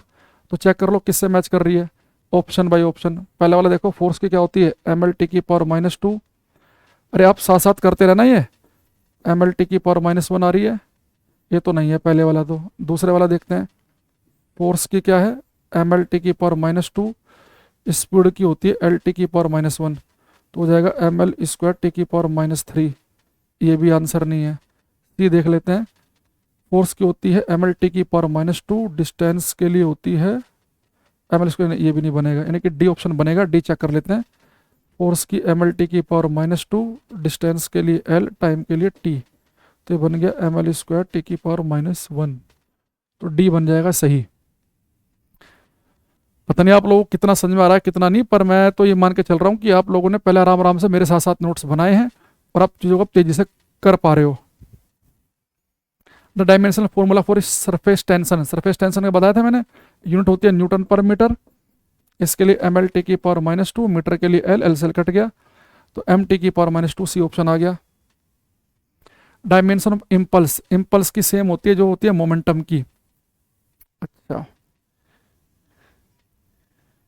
तो भाई मोमेंटम तो दे नहीं रखा, सारों में चेक करनी पड़ेगी किससे मैच करेगी। इम्पल्स, इम्पल्स की क्या थी जो मोमेंटम की है, यानी कि एम एल टी की पावर -1, चेक कर लेना, यही है इम्पल्स की एम एल टी की पावर -1। तो पहले वाले ऑप्शन से चेक कर लो, प्रेशर की होती है एम एल की पावर -1, टी की पावर -2, टाइम की होती है टी, तो ये तो मैच नहीं करेगी, एंगुलर मोमेंटम से इसकी मैच नहीं करती, सी ऑप्शन मुझे लग रहा है कि ठीक होगा। वर्क की होती है एम एल स्क्वायर टी की पावर -2, वेलोसिटी की होती है एल टी की पावर -1, एक से गया एम एल प्लस हो जाएगा, हाँ एम एल टी की पावर -1, तो वर्क की रखी वेलोसिटी की रखी तो उससे मैच कर गई, ठीक। अगला, वंडरवाल गैस इक्वेशन में dimension of constant a and b, van der Waals के गैस समीकरण में स्थिरांक ए और बी, ए में पावर आती है 5, ए में पावर 5 आती है, यही है, और वहाँ पे इक्वेशन में क्या था v माइनस बी, तो जो वॉल्यूम की है वही बी की होगी, वॉल्यूम की होती है एल क्यूब, यानी कि ऑप्शन ठीक है बिल्कुल। वैसे आप देख लो कि वंडरवाल इक्वेशन में ए में पावर 5 रहती है, एक ही ऑप्शन में है, फिर आगे पढ़ना ही नहीं है। विच of the following pair have same dimension, तो जो डायमेंशन होती है वर्क की वही होती है टॉर्क की, वही होती है एनर्जी की, ये बता रखा मैंने आपको। अगला, dimension of A by B in the relation where P is pressure and X is distance, ये वाला क्वेश्चन आप करो मेरे बताने से पहले, अब एंड से में चल रहा है, तो तुमने कर लिया ना, तो डायमेंशन का को उधेड़ दोगे तुम। अब भाई बहुत सारे बचे हैं अभी, तो ये लग रहा है तुम्हें होमवर्क देने पड़ेंगे। बाकी जिस किसी का नहीं आए तो मुझे बता देना एक बार कि सर इसकी वाली नहीं हुई। होमवर्क देना तो जरूरी है, फिर आप जो जो होमवर्क वाले बच जाएंगे उन सब की लिख देना। तो आपको ए बाई बी की बतानी है, तो P इजगल टू हमारे पास में a plus X by B, इसे आप ऐसे लिख सकते हैं ना, a by B plus X by B, by B LCM लोगे फिर से ऊपर एक प्लस एक्स आ जाएगा, तो जो a बाई बी की डायमेंशन होगी, भाई आपको पता है कि जो P की डायमेंशन वही a बाई बी की डायमेंशन, तो a बाई बी की डायमेंशन होगी प्रेशर के बराबर, प्रेशर की क्या होती है एम एल की पावर -1, टी की पावर -2, यानी कि ऑप्शन से हो जाएगा। अब देखो ये वाली यहाँ पे ध्यान देना, ये कह रहा है कि आपको ऐसा यूनिट बतानी है यू लैम्डा की, एक इक्वेशन दे रखी है आपको, यू लैम्डा बराबर दे रखा है 8 पाई एच सी, एच वही प्लांक कांस्टेंट है, सी लाइट की स्पीड है, लैम्डा की पावर 5, नीचे दे रखा है 1/e लैम्डा के टी -1। देखो ये बेटा जो एक्सपोनेंशियल होते हैं ना, ये होते हैं डायमेंशन लेस, तो इसकी तो कोई डायमेंशन बनेगी नहीं, इसे तो उड़ा दो। अब यू लैम्डा की डायमेंशन आएगी केवल इसके बराबर 8 पाई एच सी अपॉन लैम्डा की पावर 5। अच्छा डायमेंशन भी नहीं पूछ रहा, यूनिट पूछ रहा है एक्चुअल में वो, ठीक है, तो यूनिट ही रख दो सीधे, 8 पाई, 8 तो न्यूमेरिकल वैल्यू है, पाई भी न्यूमेरिकल वैल्यू है, 22/7 इसे हटा दो। एच क्या होता है? प्लांक कांस्टेंट, इसकी यूनिट क्या आई थी? Joule second. सी क्या? लाइट की स्पीड, ये क्या होती है? मीटर पर सेकंड में नापते हैं। लैम्डा क्या? वेवलेंथ, वेवलेंथ नापते हैं मीटर में, तो मीटर की पावर 5 हो जाएगा, है ना। तो सेकंड से कट गया सेकंड, 1 मीटर से 1 पावर कटेगी, तो जूल पर मीटर की पावर 4 आ जाएगा। जूल पर मीटर की पावर 4, तो मीटर की पावर 4 ऊपर जाके हो जाएगा माइनस का, तो ये आ गया। याद रखना जो एक्सपोनेंशियल होते हैं ना, ये डायमेंशन लेस क्वांटिटी होती हैं। जो ई का जैसे मान लो कि जो भी एक्सपोनेंशियल फंक्शन होगा, ये कह रहा है हमारे से वंडर वाले क्वेश्चन में इस बार आपको बताना है द यूनिट ऑफ कांस्टेंट ए की यूनिट। देखो पहले जब क्वेश्चन आया था उसमें a/v² की यूनिट पूछा था, इस बार खाली ए की पूछ रहा है। तो जो यूनिट होगी बेटा p की, वही यूनिट होगी a/v² की। तो मुझे इस बार केवल किसकी चाहिए? ए की, तो ए की यूनिट होगी p/v² की यूनिट। तो डाइन वगैरह में पूछ रहा है, तो प्रेशर को नापते हैं पास्कल में, पास्कल होता है न्यूटन पर मीटर स्क्वायर, पर न्यूटन की जगह में सीधे सिस्टम में डाइन यूज करेंगे, और मीटर स्क्वायर की जगह सेंटीमीटर स्क्वायर। वॉल्यूम को नापेंगे सेंटीमीटर क्यूब, तो सेंटीमीटर की पावर 6 हो जाएगा, कि वॉल्यूम पे स्क्वायर है। तो सोल्व करेंगे तो डाइन सेंटीमीटर की पावर 4 आ जाएगा आंसर, ए ऑप्शन। ये दे रखा eta is equal to ml की पावर -1 t की power -2 v velocity A area t time में, then which of the following is correct. तो कौन सा करेक्ट है? देखो जब भी ऐसा दिखे ना आपको ये dv/dt, यानी इसका मतलब कि बेटा वेलोसिटी में कितना चेंज हो रहा है अपॉन टाइम में चेंज। तो जो वेलोसिटी की होगी वही किसकी होगी? जो भाई वेलोसिटी की है वो तो वेलोसिटी में चेंज की भी होगी। तो यहाँ पे आप इसे ऐसा मान लेना, जब ये d लिखा हो ना, डिफरेंशिएशन दिखे या इंटीग्रेशन, उन्हें हटा दिया करो। भाई जो वेलोसिटी में चेंज की वही वेलोसिटी की से खाली v मान लो, और नीचे dt को t मान लो, ठीक है। अब ये कह रहा है कौन सा सही है, तो इसके डायमेंशन क्या है? ml की पावर -1 t की पावर -1। तो और इधर भी यही आ जाए तो यानी कि सेम है। तो ए का मतलब क्या है यहाँ पे? एरिया। एरिया की होती है l², वेलोसिटी की क्या होती है हमारे पास में? lt की पावर -1, और टाइम की होती है t। तो l³ हो जाएगा, और ये हो जाएगा t की पावर -2। तो ईटा से मैच नहीं कर रही, ये तो आंसर नहीं है। अब इधर आ जाओ, एरिया की क्या होती है बेटा? l², ये t, उसका मतलब है ऊपर t। वेलोसिटी की क्या होती है? lt की पावर -1, तो ये हो जाएगा l की पावर -1 t की पावर -2, ये भी नहीं है। ऐसे ही इसे अगर आप सोल्व करेंगे ये भी नहीं आएगा, इसका आंसर ये आ जाएगा। इनमें से कोई भी मैच नहीं करेगी। जब भी आपको डिफरेंशिएशन वाले सब दिखे ना dv dt, तो इसका मतलब यही है कि भाई टाइम में चेंज, तो जो टाइम की डायमेंशन होगी t, वही टाइम में चेंज की भी तो होगी। भाई टाइम 2 से 3 घंटे हो गया, कितना चेंज आया? 1 घंटे का, तो चेंज भी तो घंटे में ही आ रहा है। तो इसकी कोई भी नहीं बनेगी। एक है, अगर F फोर्स F है, लेंथ L है, टाइम T है, अगर इसे हम फंडामेंटल यूज कर लें तो मास की क्या बनेगी? तो मास की एक्चुअल में क्या होती है? M। तो अब देख लो इन सब की पुट करके किस में M से मैच करेगी, ये आपका होमवर्क है। इसे हम होमवर्क लिख सकते हैं, क्योंकि ऐसे हम 5-6 क्वेश्चन कर चुके हैं। बता देना इनका आंसर क्या, आपस में मैच कर लेना, सबके ठीक आ रहेगा। ऐसा unit of universal gas constant, universal gas constant R की मैंने लिखवाया था आपको जूल पर मोल केल्विन, जूल पर मोल केल्विन, ये सी बन जाएगा इसका। अगला, young modulus of elasticity. Young modulus of elasticity मैंने कहा था कोई सा भी मॉडुलस इलास्टिसिटी हो, यंग हो चाहे बल्क हो, इन सब का होता प्रेशर के समान, ml की पावर -1 t की पावर -2, ये हो जाएगा। ये वाला क्वेश्चन है, यदि किसी भौतिक राशि की विमाएं m की पावर x, l की पावर y, t की पावर z द्वारा दी गई है, तब भौतिक राशि नहीं हो सकती। तो कह रहा कौन सी नहीं हो सकती? तो पैरा कह रहा है कि वो एक्सेलरेशन ड्यू टू ग्रेविटी नहीं हो सकती, गुरुत्व त्वरण नहीं हो सकती है। अगर मैं x0 ले लूँ, y1 और z की पावर -2। अब देखो इसमें मैं m की पावर x है तो x की जगह 0 पुट कर दूंगा, y कितना है 1, और z कितना है -2। तो ये क्या बन गया? जिसकी पावर 0 हो तो वो बन गया, ये बन गया lt की पावर -2। भाई lt की पावर -2 तो हमने एक्सेलरेशन की पढ़ी थी, या तो एक्सेलरेशन कोई सा भी हो, तो ये तो सही है। तो ये कह रहा है कौन से नहीं हो सकती है, तो मेरा आंसर नहीं होगा। अब एटमॉस्फेरिक प्रेशर की क्या होती है? ml की पावर -1 t की पावर -2। तो मैं यहाँ पे x की वैल्यू ले रहा हूँ 1, तो x की 1 ले रहा हूँ, ठीक है 1 ही है। y की ले रहा हूँ 1, देखिए y की चाहिए मुझे -1, ये नहीं हो सकता, ये मेरा आंसर है। बाकी देखो लीनियर मोमेंटम की होती है ml t की पावर -1, तो x की वैल्यू 1 ही है। y किसकी है? y पावर है l के ऊपर, तो l की भी कितनी है 1 है, z की है -1, तो ये बिल्कुल ठीक है। तो ये भी हमारा आंसर नहीं हो सकता, ऐसे ये भी होगा। एनर्जी होती है पोटेंशियल ml² t की पावर -2, x की वैल्यू 1 ले रखी है, y क्या है l की पावर 2 ही है, और z क्या t की पावर -2 ही है, तो ये भी सही है। तो ये भी आंसर नहीं होगा।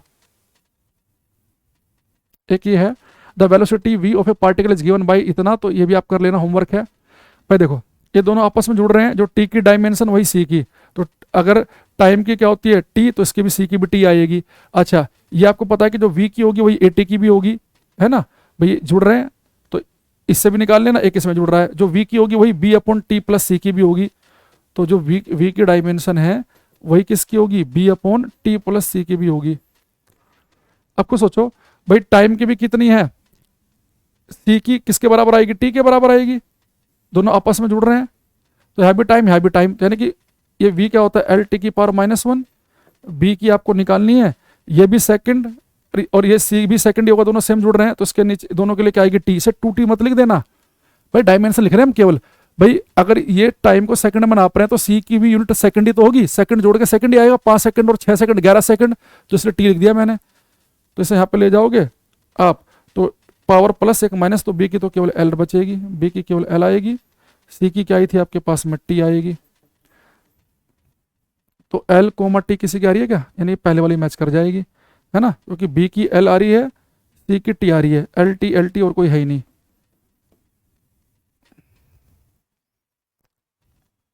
ये क्वेश्चन कितने बच्चे हैं, चलो मैं फटाफट इसमें ये देता हूं मैं तुम्हें होमवर्क के लिए, ये सारे फिर जो क्वेश्चन में बच गए हैं ये समझो होमवर्क हैं, आपको करने हैं खुद से, तो अब आपसे हो जाएंगे तो बहुत बढ़िया बात है, नहीं होंगे तो टेंशन लेने की बिल्कुल जरूरत नहीं है, क्योंकि जब मैं प्रैक्टिस सेट नेक्स्ट वीक से स्टार्ट करूंगा तो मैं यूनिट और डायमेंशन के ही प्रैक्टिस सेट आपको कराऊंगा, तो फिर वहाँ पे मुझे पता चल जाएगा कि आप कितना सीख कर आए हो, तो जो जितने क्वेश्चन इसमें रह गए ना, बीच बीच में एक एक करके मैं उन्हें भी ले लूँगा सबको, तो फिर वहाँ पे आप अपना मैच कर लेना, ठीक है। तो इस क्लास में हम इतना ही रखते हैं, बहुत ज़्यादा हो गया, ज़्यादा लंबी वीडियो भी ठीक नहीं है ना, तो आज के लिए इतना, बाकी मिलते हैं हम कल, मतलब नेक्स्ट क्लास में। तो कैसा रहा भाई बताना, ये ज़्यादा फास्ट तो नहीं हो गया, कुछ सीखने को मिला कि नहीं मिला, आज मैं खुद थोड़ा सा कंफ्यूज हूँ, और इसे मैंने जो है ये जो आपका जो मैंने इससे पहले वाली जो क्लास 1 शॉर्ट पढ़ाई थी, जिसमें हमने पढ़ा था आपका ये यूनिट एंड मेजरमेंट, उसकी भी मैंने डाल दी है इसके अंदर नोट्स, कंबाइंड नोट्स आपको एक साथ मिल जाएंगे, और मैंने यहाँ गलती से 2 मीटर इक्वल टू 2000 सेंटीमीटर लिख दिया था, काफ़ी एम्बेरसमेंट भी हुआ मुझे बाद में अपनी खुद की वीडियो देखकर, तो मैंने उसमें करेक्ट कर दिया है, ठीक है। तो आज के लिए इतना ही रखते हैं, bye, thank you everyone, take care.